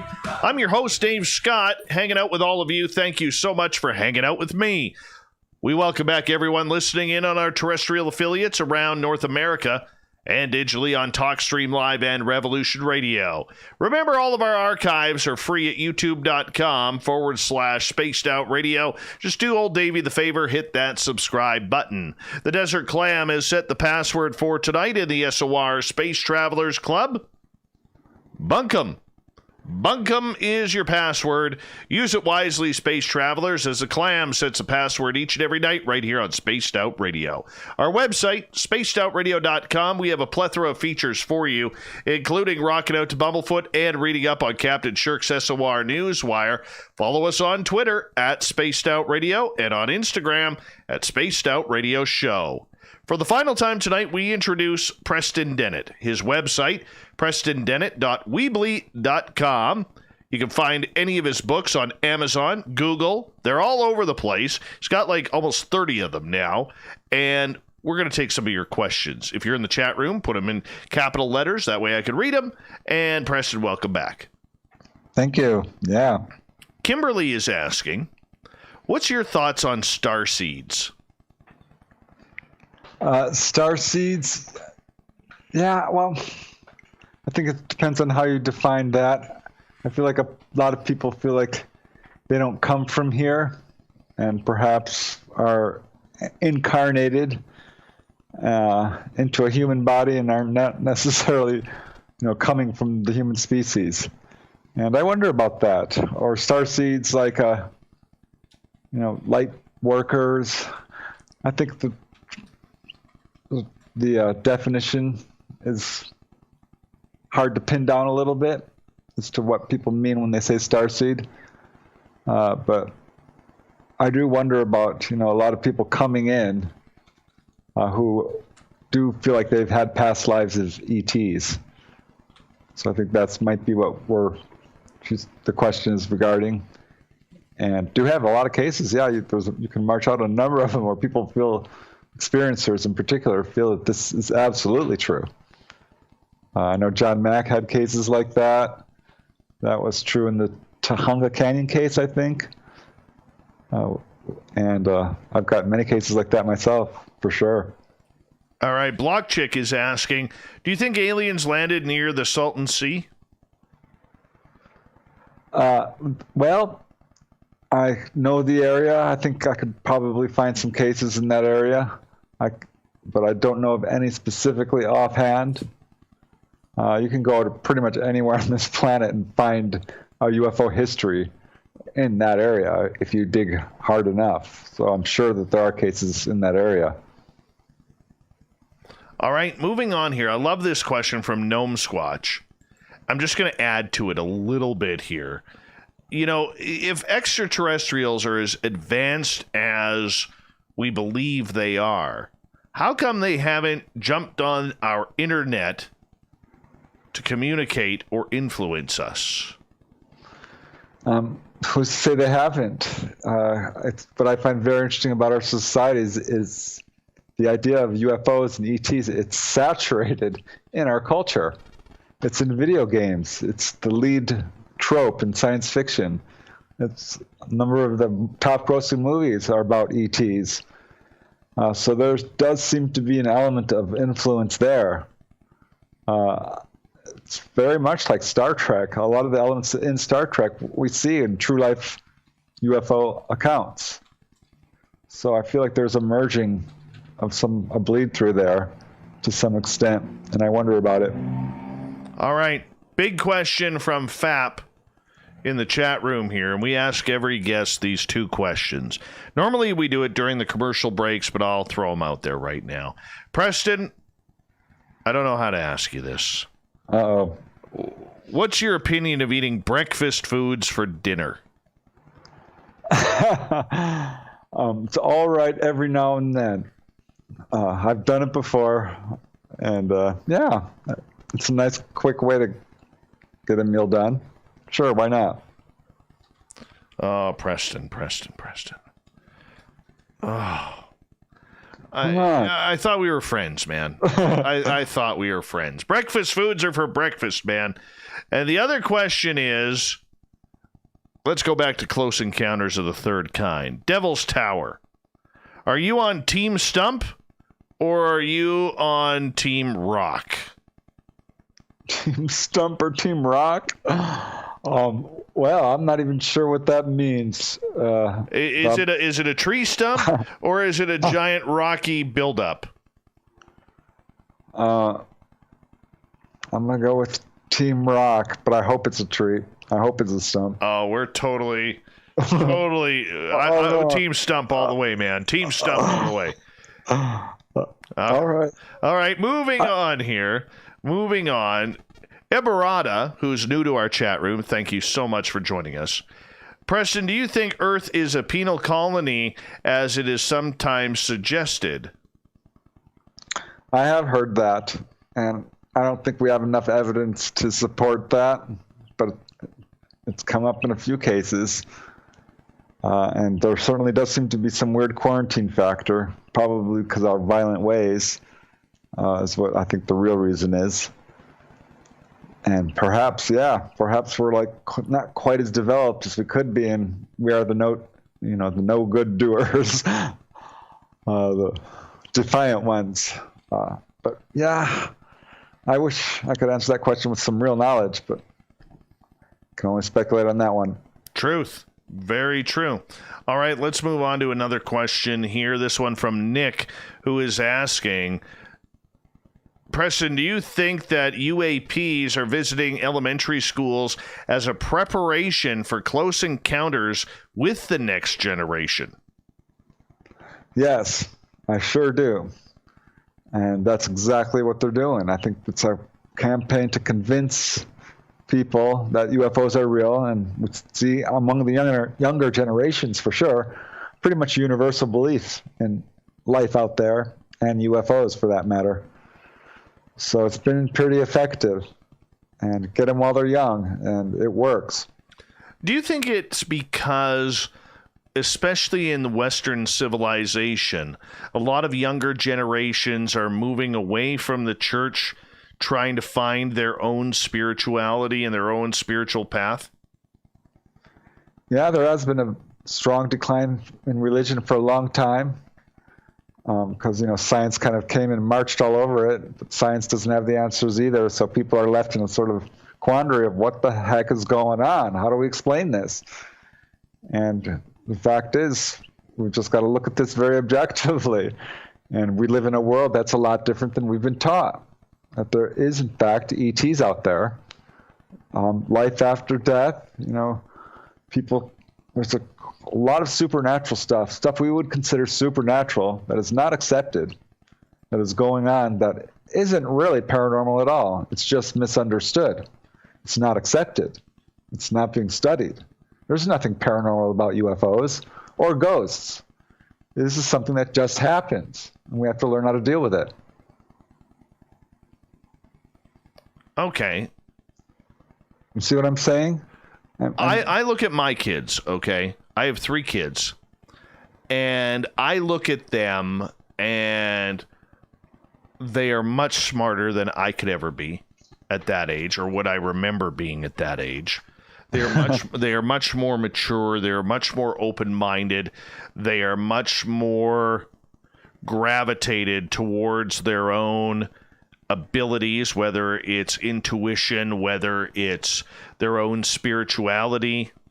They seem to be more resilient towards the way things are happening. Yes, they're more emotional. Yes, they are more spastic in a way, and I mean that in a complimentary way, that they're quick to react. They're quick to voice, a lot of speaking before thinking.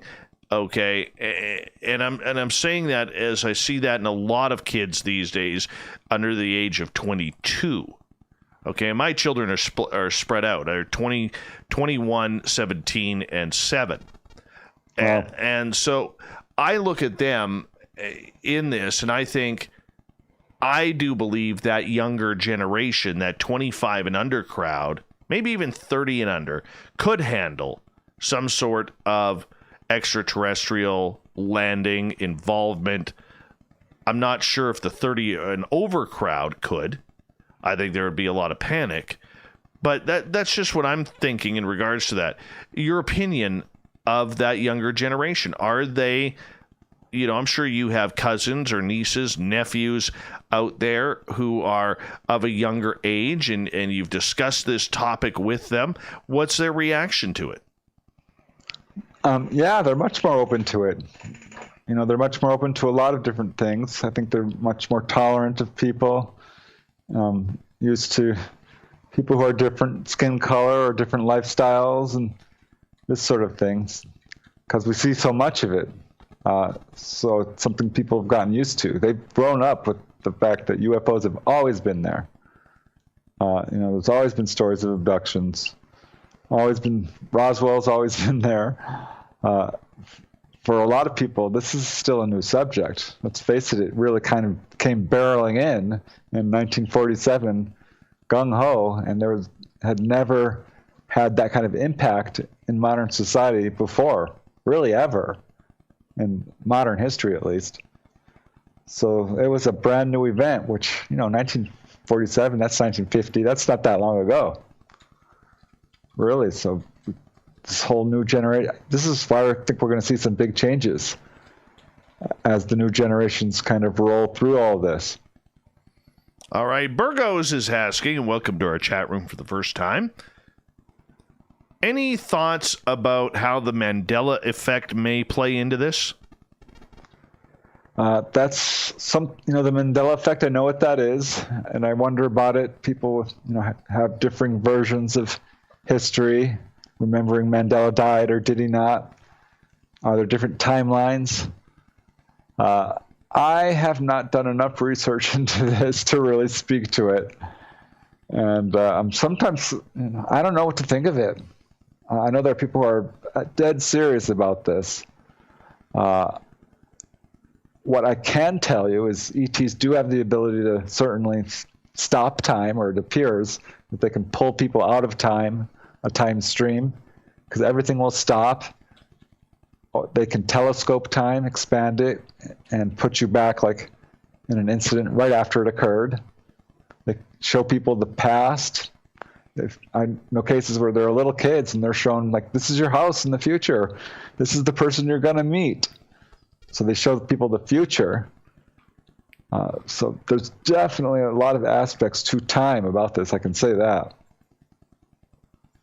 Very interesting. Right. Let's move on here as we wait for more questions from our audience here on Spaced Out Radio. Preston, your own experiences that you had, are they continuing today, whether it's paranormal, whether it's UFO sightings? Yeah, every now and then. September, that's this month, September 4th, 8:40 p.m. I was out there in the backyard looking up at the sky, shaking my fist like, where are you guys? Which I do every now and then, because I wonder, I have a backyard and I can look out at the stars. And darned if this light didn't show up. Honest to God, and this wasn't a satellite. This was a bright light, kind of towards the zenith there. Moved about 2 degrees across the sky, stayed visible for maybe, I'm going to say 3 full seconds. But I can tell you it wasn't a satellite or a plane or a helicopter or, I don't know what it was. But it was definitely weird. And I thought, hey, that was a little UFO sighting. I want to see the craft, that would be nice, but do you think yourself you've ever been on craft? I don't have any proof of that. Notice my voice hesitating, because there was this one time, and I keep thinking about it. I keep getting drawn back to this, where I was driving home one evening after visiting my brother and sister-in-law. It's 1993. It would have to be 93 or 92, late July. And big wave of sightings going on in Topanga Canyon area had just kind of slowed down a little bit. I'm in Woodland Hills, which is nearby. And come around the corner around 3 miles an hour, and this ball of light drops down in front of my windshield, goes back and forth a few times, and then takes off. And I don't remember what happened. I'm guessing I drove home. Can't say I remember driving home, and I feel like I would have turned around. I was only 2 minutes out, from leaving my brother. And I'm really into UFOs at the time, and no, I forgot about this thing. I forgot about this incident for about a year, maybe some months, and just spontaneously recalled, like, this darn thing swooped down. So that could have been missing time. I wonder about that. But I don't have any scars. I don't have any clear incidents of missing time, except maybe that one. But it's in my family. My sister-in-law saw grays. My nephew saw humanoids. My other nephew, they both saw craft. So it's definitely within my family to some degree. All right, let's move on here. Gary is asking about the UFO landings in Australian schools in the 60s. What's your opinion of those? Yeah, they're incredible. The Westall High School incident in 1966 is the ultimate incident. So some 400 kids, I think it was, 300 to 400 kids, high school students, saw multiple objects come right down over the school. They're flying around. Planes show up. They're circling them. One of these things, possibly 2, lands in the grove of trees behind the school. A small group of kids run right up to it. They're surrounding it. It's the size of a small sports car, perfectly smooth metal. And they can feel the heat radiating off of it. It takes off straight up, and they dart away. I'm kind of shortening all this, but it was causing a complete panic at the school. And everyone comes trickling back. By this point, the police are there, the press is there. Military shows up and shuts the press down. School's cut short that day. They pull everyone in the auditorium and tell them, if you think you saw a UFO, you didn't, and you're not to talk about this. They were pulling students into separate offices and questioning them and threatening them not to talk. It's a crazy incident. Yeah. That's amazing. That's amazing that they were telling all of these students to basically shut up. Yeah, that can't be legal. I don't know. researchers have tried to find official documentation of this. There's one guy who's really grabbed a hold of this case. Oh gosh, his name, Shane. It's not Shane Hurd. It's Shane something. But man, oh man, he's gotten documentation. He's interviewed some 50, 100 witnesses who saw the landing traces. This is a real case. There's a memorial set up where this happened and had a huge effect. It's Australia's most famous incident. All right, let's move on to Vivian's question. Vivster is asking, Preston, do you think that the current human extreme reaction to the coronavirus is enough proof to show future reaction to extraterrestrial knowledge being opened up to the public? I feel like we've got a very fear-based media, and they were selling fear on this virus pretty strong, and it was a very strong reaction. And like the War of the Worlds broadcast, which was designed to scare people, did effectively do that. So it depends on how this is rolled out from our media sources.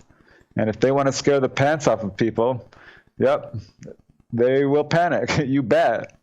But if they want to pull this out, in a way that's non-panic causing and just tell people the truth, we'll roll with it like we've rolled with everything else. So I think people are pretty vulnerable to what our leaders tell us. And this means we have to really step back and look at things objectively. I've written a lot about friendly ETs who heal people or rescue people. And sometimes people get pretty angry at me. They're like, listen, I'm being abducted. These guys are demonic. They're evil. How dare you tell me they're friendly? There's nothing altruistic about this. And have a similar reaction if I write about someone who's had a very negative encounter. And they're like, ETs don't abduct people. They don't anal probe and blah, blah, blah. So you can't please everybody. And we need to step back and look at this phenomena and how these guys are behaving. And honestly, their behavior falls under the same umbrella as human behavior. How ET entities behave and what they do is pretty much exactly what we do, or would do, certainly, if we were visiting another species. And their behavior is actually more benevolent than ours, ultimately. Makes sense. I'm still sticking with Metamucil, just so you know. Yeah. Hey, I'm going to take the tinfoil idea. That might come in handy. Absolutely agree. Absolutely agree with you. Preston, we only got about 90 seconds left with you tonight. And I want to say thank you for coming on Spaced Out Radio once again. It's always been a pleasure to have you on the show, and we will do it again in the near future. What's up in your near future? What are you getting into? What are you getting involved with? I've been putting out little videos on my YouTube channel, so having a lot of fun with that. Just putting out my research, working on a new book, very much like Inside UFOs and Onboard UFO Experiences. Going to put out another volume of Not From Here about some of the weirder cases. The cases a lot of researchers don't like to touch because they're outliers and don't fit the standard model. But I always like to dig deep, so yeah, I've got lots of stuff planned. That sounds really exciting, man. Really exciting. And of course, you'll probably have another 120 books done by the end of 2021, I'm going to assume. Yep, I'm trying to pull them out as fast as I can, by still having a quality product. All right. And for you, I mean, this year, you're a guy who relies on a lot of conferences. How has it been this year for you without these conferences going on? Yeah, I slipped one in January and just escaped that and had a few canceled, of course, and was able to do some remote ones, which have worked out surprisingly well. I miss the actual contact, and because there's just something different about that. Yeah, so I'm looking forward to that for sure. For sure, my friend. I want to say thank you once again for coming on Spaced Out Radio, as it's always a pleasure. Preston's website is prestondennett.weebly.com. If you want to check it on out, I highly suggest you do, because his books are worth it, everyone. You can find them on Amazon, Google, and all around the internet. Coming up next, we're going to join Vancouver and The Shift. We're going to talk about Halloween conjuring. And we got the thought of the Dave as well coming up. More Spaced Out Radio coming up right after this.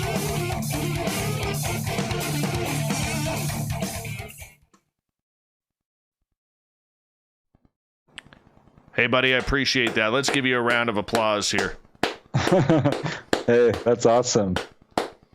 Yeah. Hey, I thought it was fun talking to you. Always a pleasure, my friend, and thank you so much for doing this. And let us know when your next book comes out so we can get you on, okay? For sure. Yeah, probably sometime next year. Appreciate it, buddy. You have a good night, and thank you again for doing this. Anytime. Thank you. All right, buddy. Take care. Bye. Good night. Preston Dennett, everyone. Preston Dennett. It's a good show. Another solid booking by Corrence the Booking Guy. That's the way he does things.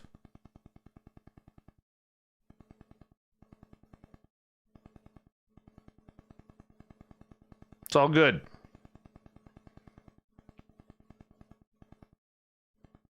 All good.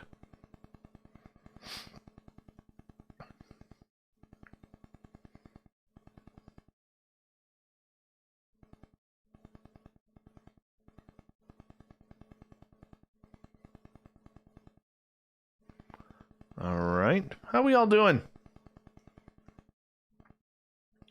Guess we should pick ourselves a story from old Shirky Poo. Mm-hmm.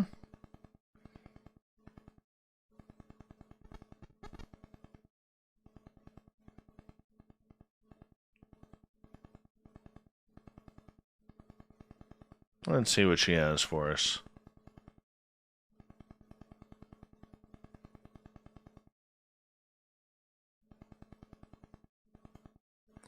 Oh, that's a good one right there. We usually only have time for one. Oh, that scared me. Holy cow, did I jump. You scared the daylights out of me, man. Boo, Dave Scott. Oh, my God. I was getting ready for it because I usually do 1 to 2 stories for the news after I'm done with you guys. And the Skype thing came in really loud in my headphones. And oh, goodness. I tell you, I jumped about half an inch. Half an inch. Oh, sorry about that, Dave. Oh, that's all right. You. That's all right. How you doing? Doing good, man. Doing good. How you doing tonight? Oh, not bad. Not bad. How about you?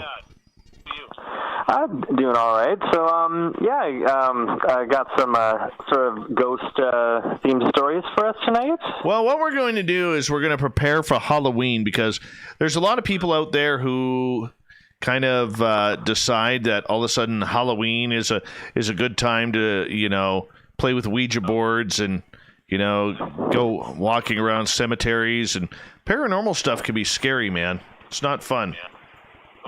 Yeah, no, for sure. It's definitely the time of a time of that season for sure. October is my favorite month, personally.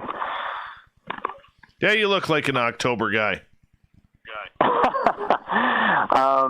All right, Dave. We're with Shane tonight, and we'll be coming back in about 90 seconds here. So hopefully that lines up with you there. I got about 2 minutes here, and then I got to quickly re-intro the show. So at about 36, I'll be ready to go. Okay, sounds good, Dave. All right, we will speak to you then. All right, sounds good. All right, thanks. Thanks, Dave. Yep. All right, I guess we're hooked up with Vancouver, everyone. Hey, Aussie Rob, how's tomorrow looking? Please give us an update on your ham hocks as well. Because we always like a good ham hock around here.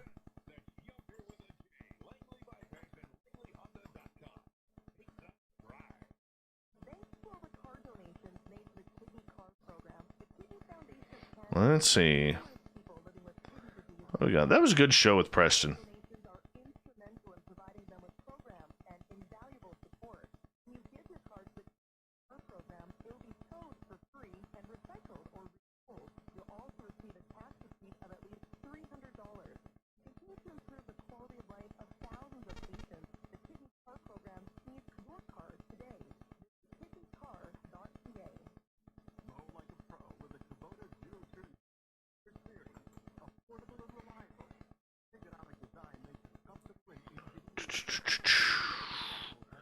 In a vivarium, the alpha 8 is not asked if it's okay to do experiments on the other monkeys. However, we can.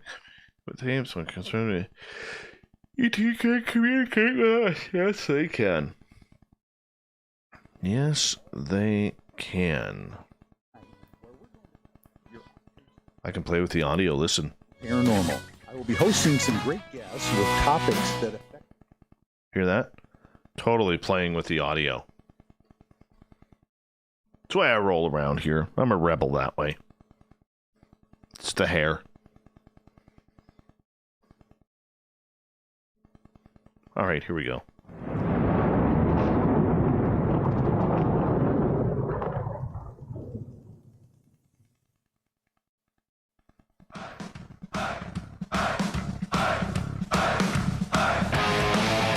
We rounded third. We're heading for home tonight on Spaced Out Radio. I'm your host, Dave Scott, sitting in the captain's chair of SOR headquarters.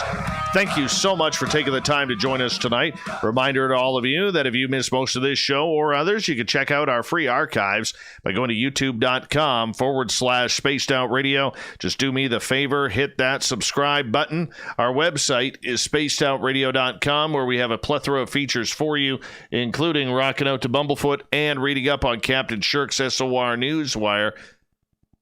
Follow us on Twitter at Spaced Out Radio and on Instagram at Spaced Out Radio Show. Now we're about to hang up and hang out with Vancouver. We're going to hook up with Shane here and the shift. Listening to your sales pitch there, buddy. What's happening, man?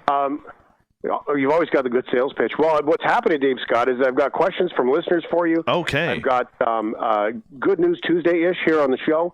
As your listeners are probably starting to get used to, we do this little thing about good news. So I thought, as I do with everybody else and our listeners too, what is some of the good news that's going on in Dave Scott's world that maybe you can share? You know what? I actually have some good news today. My buddy Mike, all right, good guy, retired. He's one of these guys who retired like in his late 40s, early 50s. You know, the guy we all hate because they were able to do that. I like that guy. Yeah, exactly. Well, he was bored. So he came over to my house this morning, and he split all of my firewood for me. Really? Yeah, I had like five truckloads of firewood dumped in front of my carport and on my lawn, and my buddy came over and said, "Oh, you've been good to me lately. Let me do this for you." Wow. Yeah, man. How amazing is that? Yeah, how cool is that? Good news, Dave. We have a bit of a tradition with that. Do you mind if we do that here, even though we're on your show too? Is that okay? Let's do it. Let's do it. Let's do the good news. Good news! That is amazing news. Thank you. Appreciate it, Mike. And here's let's throw it out to Mike and everyone else who's a leader for crushing it and being able to retire in their 40s. I love people like that. We should get Mike on the show. Let's bring Mike on the program. I don't know how he did it. I don't know. He's probably sleeping. Right. He's one of these guys who gets up at like 4 a.m. You know, I don't understand those people unless you're going fishing or something. Yeah, unless you're going fishing or searching for Sasquatch. All right, so Spaced Out Radio, Dave. Last week we talked about, we're kind of this, are we being hypersensitive? Does fall create more access to ghosties? Is this one of these things that we're just paying more attention? And I think we sort of landed on, it's kind of in our nature to sort of open up to the ideas of the hauntings, the ghosties, all of these different things around this time of year. Is that kind of what you took from the conversation? Yeah, kind of. I mean, when we get into this type of year, going into October, people start planning their Halloween because Halloween has become, over the last, say, 20, 25 years, as big as Christmas when it comes to marketing and costumes. And Lord knows I miss the days of working in downtown Vancouver and walking on Robson and Granville on a Halloween night. That was always a beautiful thing for me, Nothing like the Roxy on a Halloween costume night. But that's for another conversation at another time. That's a whole other conversation. That's good. Yes. All right. But, a lot of people, too, all of a sudden, get real interested in the paranormal. We start sharing our ghost stories, our UFO stories, our Bigfoot stories with people all around because it is the topic of the month. But here's the other thing. There's always people, too, who are like, let's go to a cemetery. Let's go, bring our cell phones and we'll download some ghost hunting apps and let's go see if we can find some ghosts. Let's bring out the Ouija board and let's do this. Ghost hunting, I will say this. There are tours all over the place that are in a controlled environment with people who we hope know what they're doing. But going out on your own and really trying to contact the dead can have some pretty bad outcomes if you don't know what you're doing. For instance, you're not really supposed to go and investigate a cemetery at night. I know the paranormal investigators listening to my show will be like, why not? Well, bad things can happen. You never know. You may trip and fall and hurt yourself. Maybe stub a toe on a grave marker or something like that. I don't know.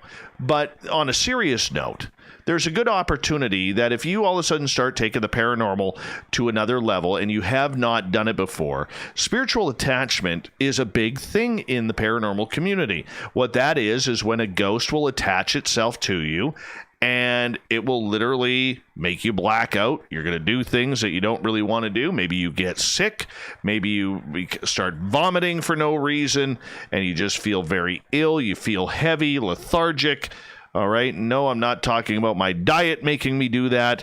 All right? This is truth. I've had it happen to me. It's not fun. Many paranormal investigators have been, attacked, if we put it that way, by spiritual entities. So the big forewarning out there is, if all of a sudden you're trying to impress that girl or that guy on Halloween by giving them a spooky evening, call up your local paranormal team and see if you could go out for a tour with them, rather than jumping on the Ouija board or trying to summon the devil through the spirit boxes or whatever it may be.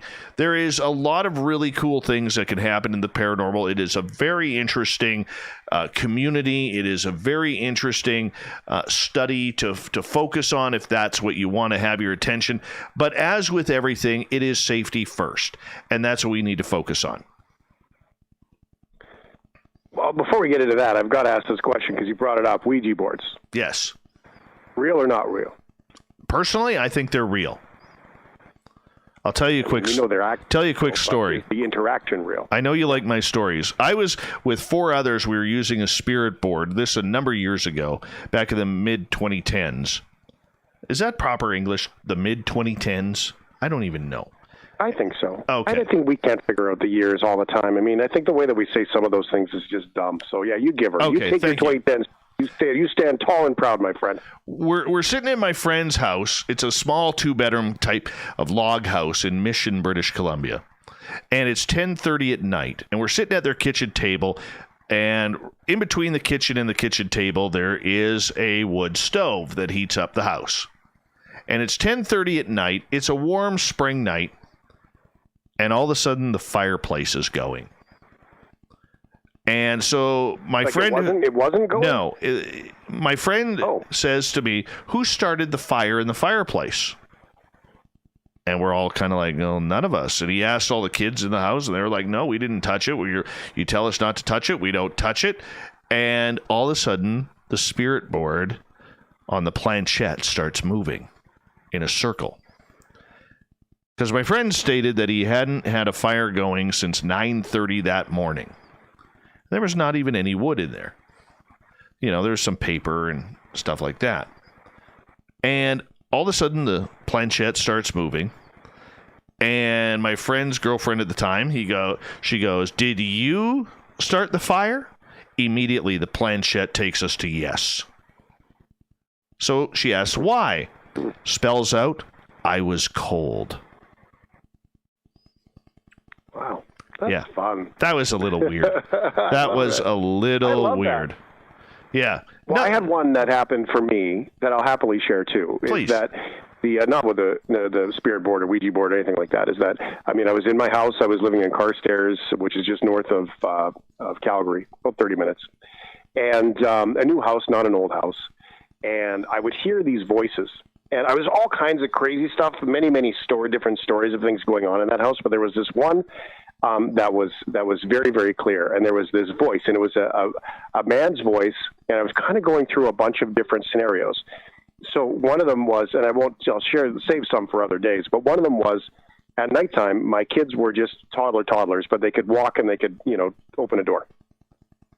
And so I was sleeping, and I couldn't figure out if I was dreaming or not. And I would hear the door rattle, the doorknob. So what I would do is I was like, go to bed, whatever, try to ignore it. And then I finally got so fed up, I was like pissed off dad mode. And I was like, grrr, and I'd get up and I stomp, and I rip open the door expecting to see my kid wide awake in the middle of the night playing a joke. There's nobody there. And it happened again and again, and night after night after night. So I finally went into my son's room. My daughter was in a crib, she couldn't walk yet. And he was sound asleep. The next morning, I was downstairs. I was by myself in the house, and this is in broad daylight. There was this big, booming voice from upstairs in the hallway where the door is for that. Ooh, I just gave me shivers telling the story. And it was kind of inaudible, but there was a big voice there. And I walked around, I was like, hello? And then there was this big laugh. This thing. And it wasn't like a movie, scary, corny, but it was a big laugh and a big voice. And all I did was, a friend of mine's clairvoyant, and I said, she told me what to do. She said, look, all you have to do is just tell them that they're not welcome and all that stuff. So I just said, look, you're scaring my family. Here's the deal. If you want to, you're welcome to be here as long as you don't scare the children and you don't scare my family. If you're here to scare us, you go now. You're not welcome here. And I just kind of big, strong voice tried to do what, my buddy Carlin said, and I threw it out there, and it all stopped and went away. And so I thought it was a dream, all the things going on in that space upstairs. I really did. And the audience can think I'm crazy, whatever. I'd had all kinds of these sort of spiritual moments. And, but the reality is when it happened in broad daylight, and it immediately responded to the way that I spoke in it, that to me was 100%. I was like, okay, yeah, the doorknob, that's not a dream.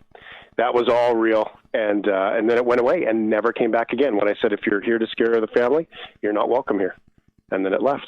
And that was my first real negative experience. I've had lots of positive experiences, but that was my first real scary negative experience where it was very clear to me that something else was going on. Yeah, no kidding. Wow. We got to have you on the show one night to talk about this with I can tell you all kinds of ghost stories. Yeah, I can. I talk about all kinds of things. So you used the word conjuring when we spoke earlier today on the email with the gang here. So help me understand the difference, because conjuring sort of to me comes up for creating. It's like creating it from nothing. Like maybe there was nothing going on, but people accidentally inspire it, create it, or ignite it, if you will. So how did conjuring matter for you in this conversation? It mattered because a lot of people who have no idea what the paranormal is like, but it comes Halloween and all of a sudden they want to become the spooky friend or have a good scare or something. And when you conjure up that type of energy, that type of paranormal activity, you really don't know what you're bringing across that threshold. In the paranormal, many people call it the veil. Okay. And when you cross that line and you haven't put your intentions out that you would like to talk, because you can't just sit there and say, I'd like to talk to Aunt Wilma, who left me $1 million in her will. That doesn't work. You could try, but the chances are you might not be able to get her. You don't know about prayer. You don't know about, setting your intentions or protecting yourself to make sure that extra or any type of evil entity or not so good entity comes through in that communication. That's the difficulty of it, and if you don't know how to close the doors, like on a Ouija board, they always say, say goodbye. All right. Or if you are channeling spirits, you don't know what's going to enter your body to chat with them. And you having an intuitive friend, you probably know all about channeling. And no, it's not flipping through the channels on your TV as fast as you can. All right. You have to be able to understand that if you don't know how to close the doors, if you don't know how to say goodbye, if you don't know how to protect yourself and the people that you are surrounded with at that time, the energy that you conjure up can actually stay with you. This is where a lot of people have bad luck. You know, we always hear, you know, that person walks around with a black cloud over their head all the time. This could be why. Okay, that's very clear. Yeah, I tried. We're going to see more of this stuff through.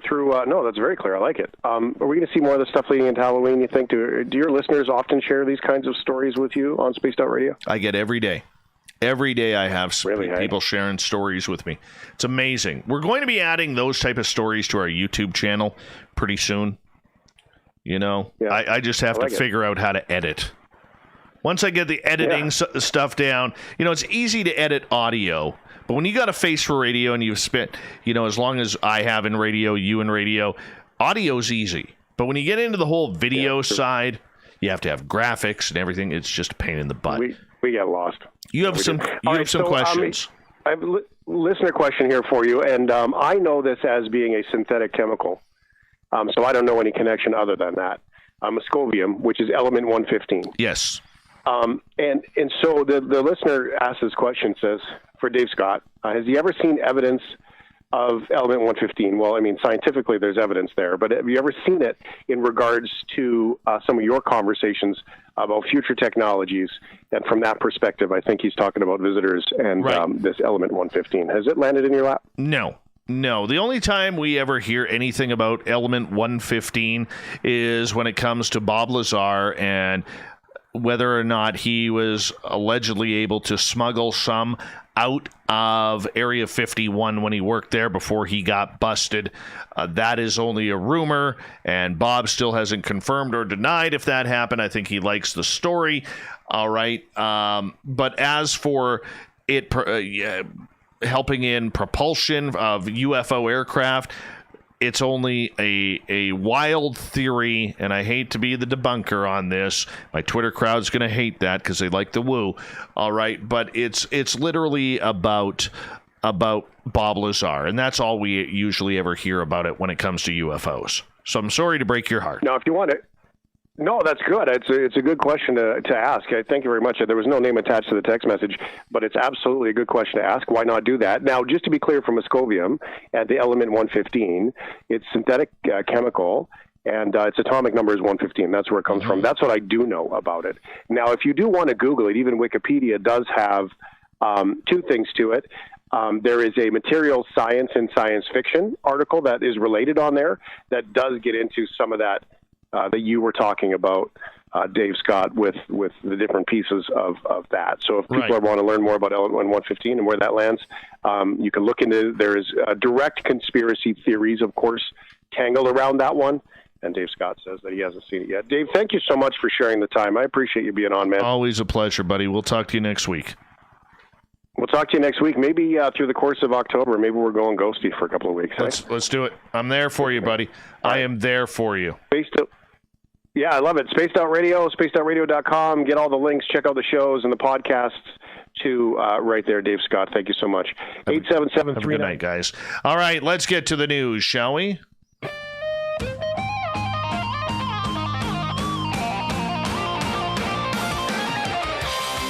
And this is how it ends. Oh, yeah. All right, let's get Captain Shirk's Newswire because we know we love the shirky poo around here. We only got a couple minutes left. All right, here's a funny one. Albert Siplin, the proud new owner of a Tesla Model X, videoed himself cruising down a highway near Henderson, North Carolina, showing off the vehicle's sophisticated autopilot feature. During the clip shot on September 27th, Siplin is sitting in the passenger seat, relaxing as the car glides down the road unassisted, maintaining speed and lane position without any intervention. I was nervous my first time doing it, he said. It is worth noting that Tesla doesn't recommend this. Why would they? Tesla website states, current autopilot features require active driver supervision and do not make the vehicle autonomous. There have been multiple incidents of Tesla vehicles crashing while autopilot was engaged, with an investigation finding earlier this year that an Apple employee who died in 2018 after his Tesla hit a concrete barrier was playing a smartphone game at the time of the crash. And of course, Shirky Poo throws in one of these horrible, horrible Guinness records because she knows I hate them. A Pakistani man has broken a record by cracking 254 walnuts on his head. Isn't that nice? Yes, he went down a row, headbutting all of the lifeless walnuts, trying to knock some sense into him. The only sense this made was he got his name in the Guinness Book of Records. Thank you, Shirky Poo.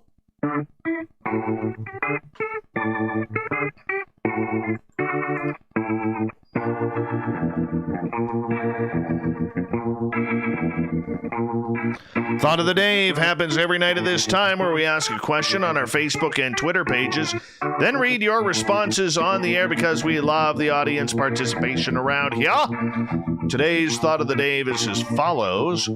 What do you think aliens want from us humans?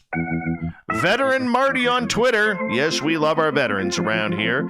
Thank you for your service, Marty. He says, I once heard that the aliens like planet Earth because we have good beef and produce. Ron says it's beer. Caroline believes it's for entertainment purposes only. Quinoa says our gold, and then puts a member, or gold member, on there. That's hilarious. Mondak, same thing that we want. Tag and release animals. Ryan, can you be specific? What type of alien? I said, one that can grow a mustache, Ryan. Yeah, I went there. Jessica believes they want everything. DNA, embryos, our soul. Marley's, absolutely nothing, or they already would have started talking to us. Cheryl, they would like us to become enlightened. Tim, to be left alone. Doesn't make sense. They're coming to us, Tim. Alex, to stop associating with them because the Q woke and Karens out there are screwing up the version of disclosure and their mythical deep state that only exists in their little bitty minds. You know, Alex made that comment without a shirt on. And of course, Brian Bowden with his 142,000 podcasts that he hosts every day. Clearly, aliens want more podcasts. Thank you to everybody participating in the Thought of the Dave. We will do it all again tomorrow. As well, a big thank you to Captain Shirk for the SOR Newswire. And, of course, to Shane from The Shift, talking some ghosties there. What the hell is a ghostie? And, of course, Preston Dennett for hanging out and talking some UFO stories with us. We got Mr. Ron Bumblefoot Thaw rocking in the background with Little Brother is Watching. Bumblefoot is the official music of Spaced Out Radio, rocking us in and out of every single show. Get your horns up for the guitar god himself. Special thanks to everybody listening in at home, in your cars, at work, wherever you may be. Thank you to everyone in our chat rooms on Spreaker, YouTube, LGAB, Revolution Radio, Facebook, the Space Travelers Club at our website, and hashtag Spaced Out Radio for all the snarkers and snarkettes who are wanting to snark the night away.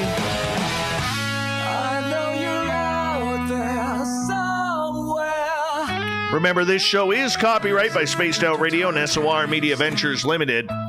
Thank you so much for choosing to share your evening with us, because together, my friends, we're watching. We own the night.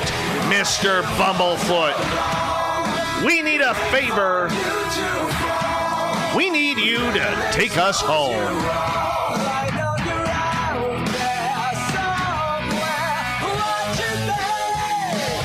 Yes, we have docked the Woo train for the night, but tomorrow, my friends, we shall ride again. Your seats are always available. Your tickets never expire. And if you want to bring a friend, we have room for them too. Have a great night. Good night.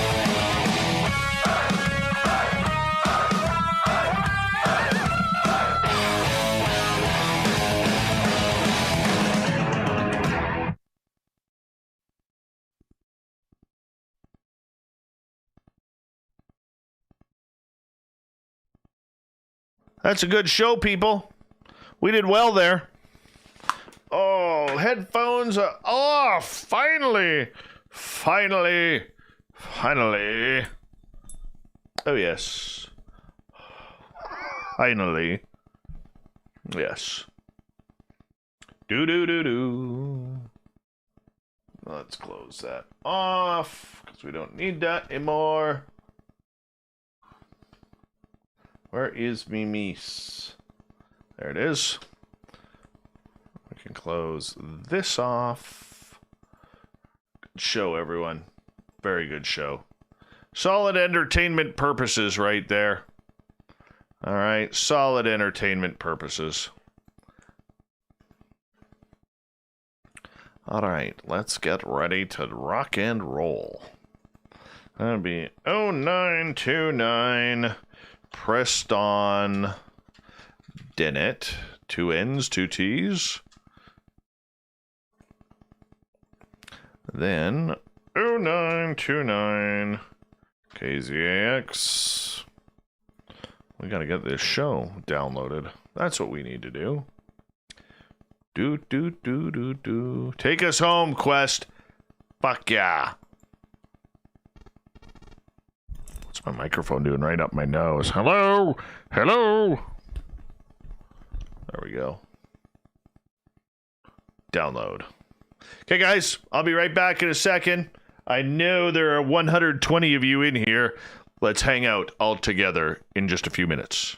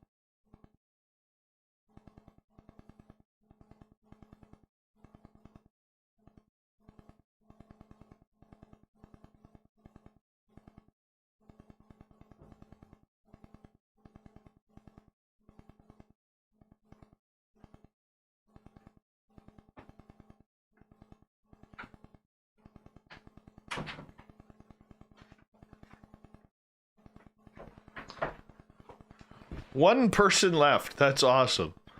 One person left. All right, let's get ready to edit the show, shall we? All right.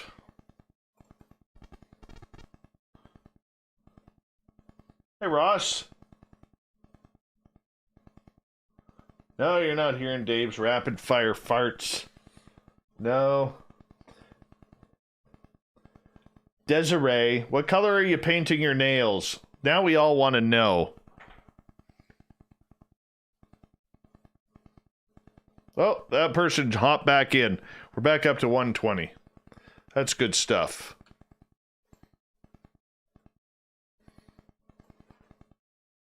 All right, let's get this shit done. Trust me, I hate this editing purpose as much as anybody.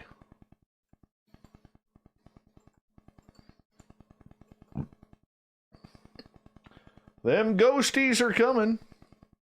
Them ghosties are coming. All right. Them ghosties are coming. So for those of you who are new, what I'm doing right now is I'm editing this show down into 6 different half-hour segments, so that way we could send them off to our radio stations and they'll play this show tomorrow night. Oh, geez, I screwed that up already. Boy, that was quick.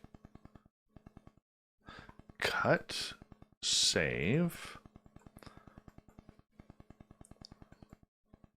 overwrite, yes, and then we will paste, and then we'll resave this.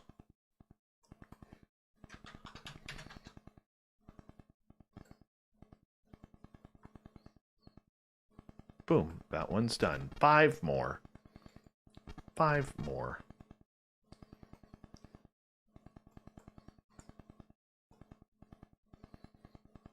All right, right there. Move that over. Cut there.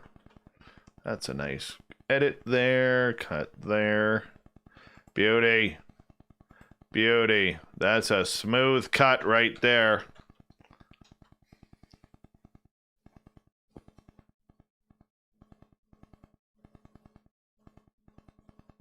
Has Desiree told us what color she's painting her nails yet? Some of us need to know. There's going to be ghosties on them. Gotcha.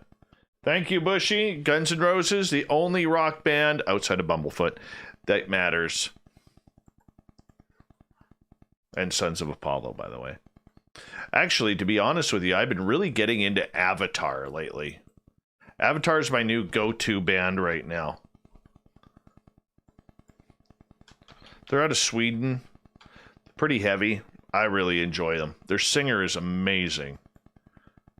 It's been like 3 weeks I've been on this Avatar kick. Is that 2 segments or 1? That's definitely 2.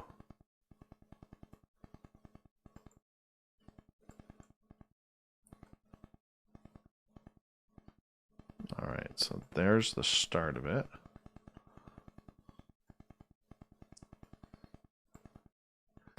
Where's the end of it? Hold on. I gotta turn this up a little bit. I'm gonna say it's like right here. And to for space travel. And now they're trying to... Before we go to break at the bottom of the hour, are these extraterrestrial interference stuff where they're very manipulative as well? As we is flying on by. This is a... Oh, no, we cut her too short. It's right there. That's where it is. Old number 3 was just not acting up pretty nice. All right, there it is.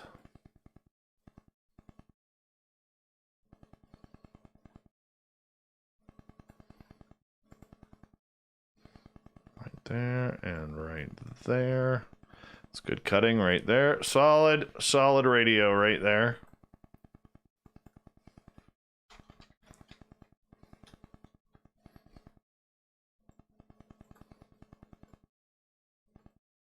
Any other Avatar fans out there?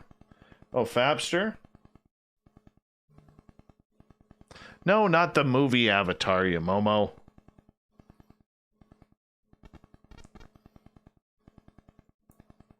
Different Avatar. The band Avatar.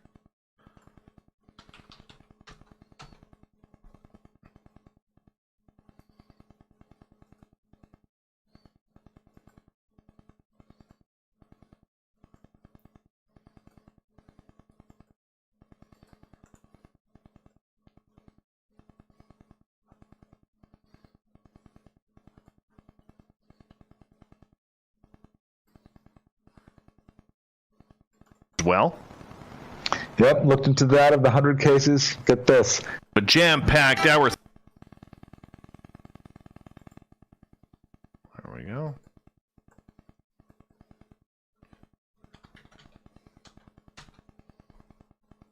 Hello, gorgeous Teresa. How are you?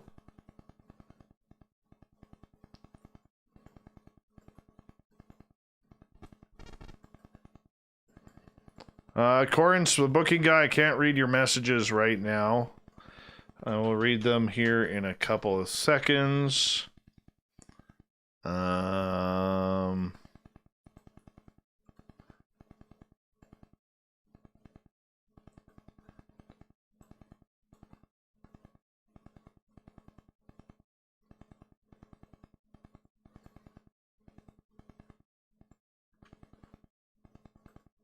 Hey, I thought it was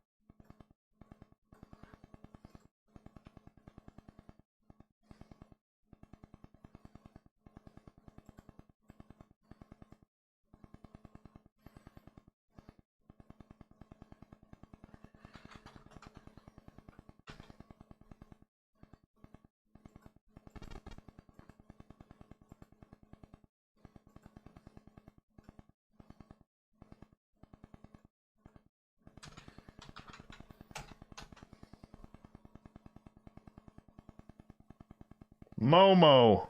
Not homo, Momo. M-O-M-O. My former boss always used to call me that.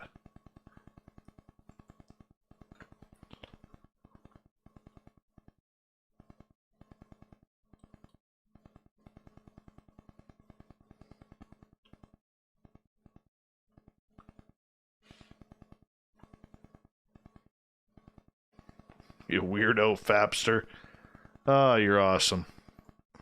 All right, editing is done. Now I just gotta send them off. And we're gonna go right here. First, I gotta convert them to MP3.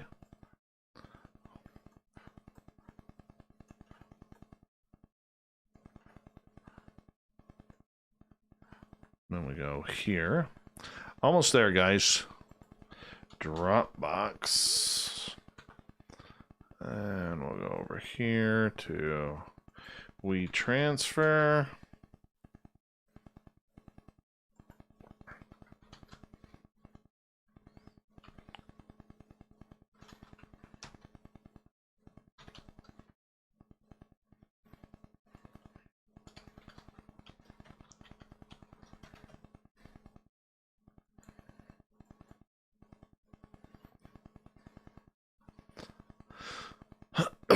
Excuse me.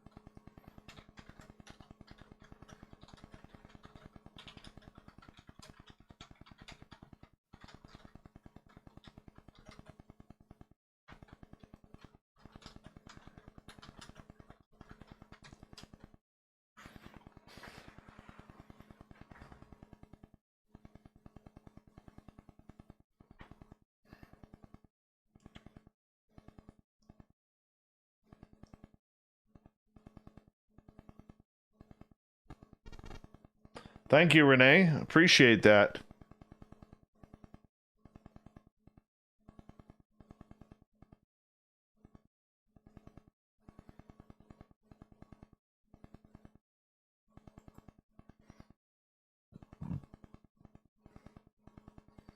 Thanks, Ibarata. I hope you come back. Appreciate you coming on in, man.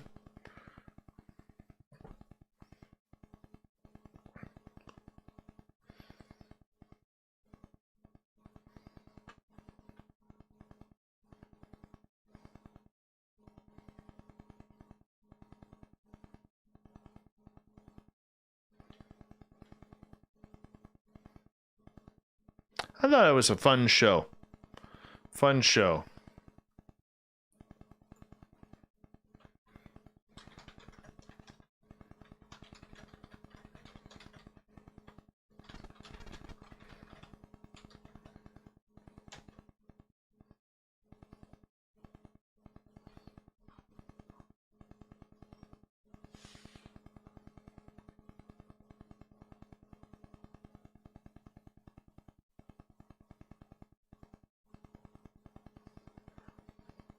Open. Take these. Let's move them in here. Close that. Remove that. Remove. Let's move those there. That there. That there. That one there. Oh, yeah. There we go. Convert. Okay, get your verification codes ready, people, because it's that time of the night where we need to verify what we are doing in life. 6-digit verification code is, let's see what it is here. 923972. 923972 is your verification code for the night. Let me guess, Sandra got it right? Sandra, did you get it right?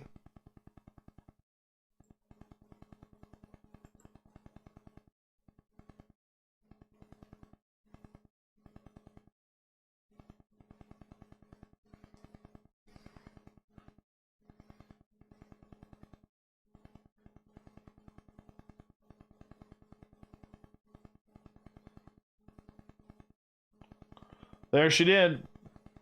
923972. Sandra once again with another home run there. Fabster got it right too. Bingo! Fabster got a bingo!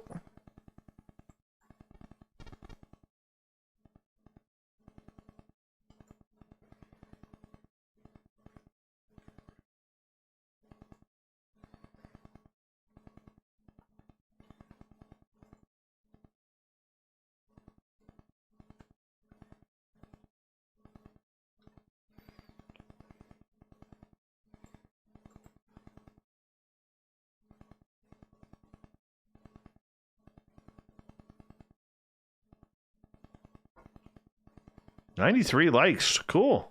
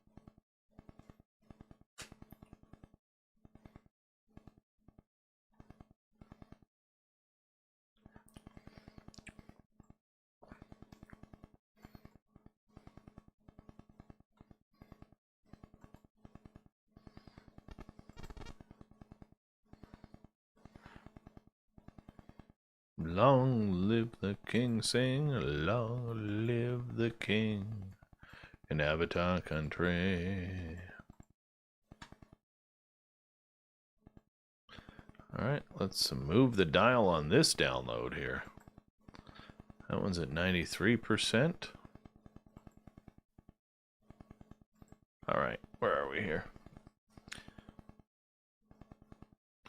Good night, sweet Kimberly. It's time to go. Ba-ba-ba-da-dum.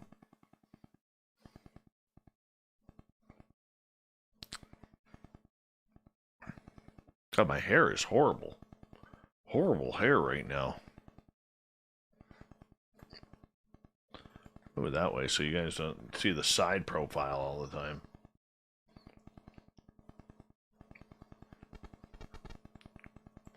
That one is done. This one is almost 40% done. Actually, 100%, 50% is 33% done.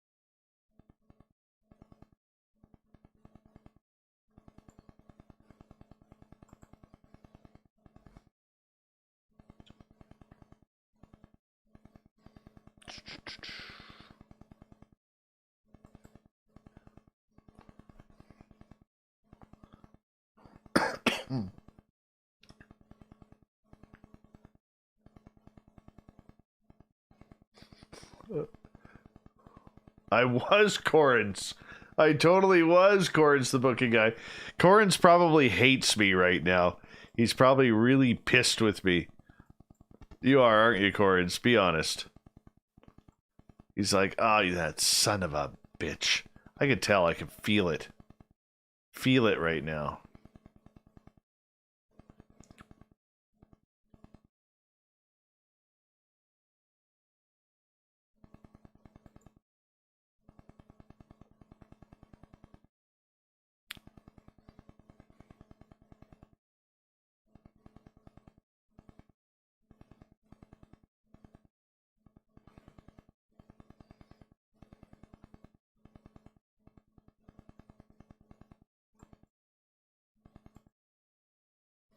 Hey, Gruff Dragon, what's going on? Thanks for joining our chat room, man.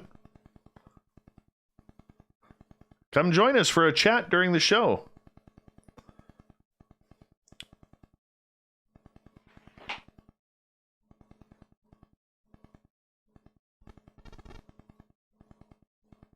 Yeah, I've noticed that too, Pharmacy.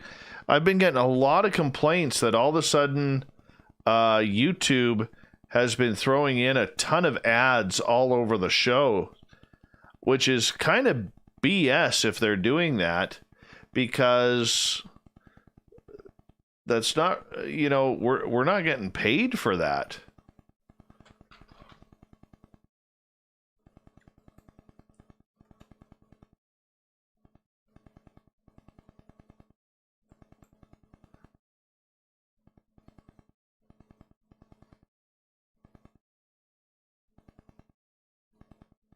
I love it when Eva gives the play-by-play of what she's doing, how she's mixing her coffee, and now she's going to put baby oil on her face, and that it's a brand new bottle.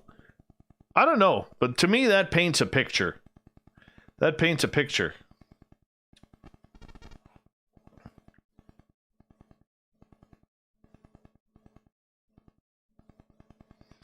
Gnome Squatch, you got 2 of the 4 correct.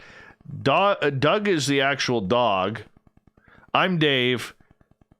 Then you get Corns the booking guy, and Quizats Haderach, or whatever the hell it's pronounced, is the other entity. Hello. Oh, excuse me. You know who hasn't hijacked the studio recently is old El Ovni Volador.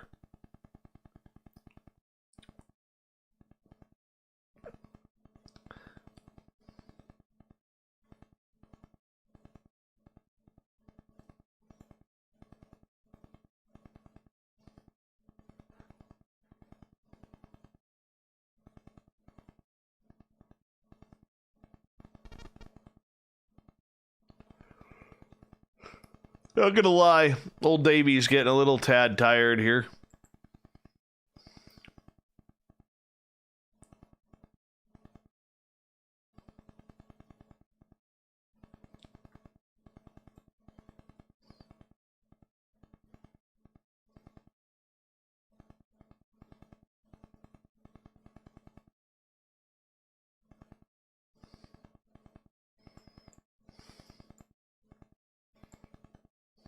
All right, we are all complete for the night. Tomorrow night, John Olson, author of Stranger Bridgerland. We're going to talk about Stranger US, his brand new book coming out. John's a great speaker. I mean, I remember the last time we had him on for Stranger Bridgerland. It turned out to be just a fantastic show. So when he came back and contacted us, he's like, hey, do you mind if I come back on and talk about my new book, Stranger US? Absolutely. You're going to love his storytelling. You guys will be very happy, and I hope you enjoy it as much as I do. I want to say thank you to everybody who gave us a thumbs up tonight. Thank you to everybody who tuned on in. Hit that subscribe button. Like our good friend here, Gruff Dragon. We really do appreciate that. And thank you to Cat Chaser for the super chat as well. I really do appreciate that. It helps out a lot with what we are doing. So thank you so much. And big shout out to Corns the booking guy for a great job that he does. Spookles the cat who takes care of our social media. And thank you to everybody and all of you in the chat rooms for hanging on out and participating. I love it when you guys are here. You guys are like family. And I look forward to seeing you guys each and every day. So we'll do it all again tomorrow. And I hope you guys enjoy it as well as I will tomorrow night, because we're in for one hell of a show. And before you leave, okay, make sure each and every one of you give Corns the booking guy a nice tug on his mustache. Gently, not hard, just gently, because apparently he likes that. He has a little bit of a fetish that way. Remember, great way to support what we do is give us that thumbs up or thumbs down. Hit that subscribe button. Hit that bell so that way you know when our new episodes are coming up. Follow us on Twitter at Spaced Out Radio and on Instagram at Spaced Out Radio Show. We really do appreciate it. Thank you so much, guys. I will see you all tomorrow night. Oh, Teresa, look at that beautiful $1.99 super chat. Really appreciate that. You are so beautiful. You are. You're a beautiful heart, beautiful soul, and I miss you because I haven't seen you in a year or so. By the way, Teresa, I'm trying to hit up Lori and Fenton to have me speak at UFO Con 2021 in San Francisco. If not, I'm probably going to end up.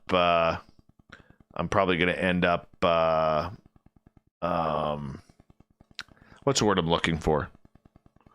Probably going to end up traveling down there for that one. If the border is open. If the border is open. All right. Much love, everyone. You all take care. We'll see you tomorrow night, 9 p.m. Pacific, 10 p.m. Mountain Time, 11 p.m. Central, midnight Eastern, 1 a.m. Maritimes, and 1:30 a.m. in Newfoundland and Labrador. We appreciate it. You guys all take care. We'll see you tomorrow night. Good night.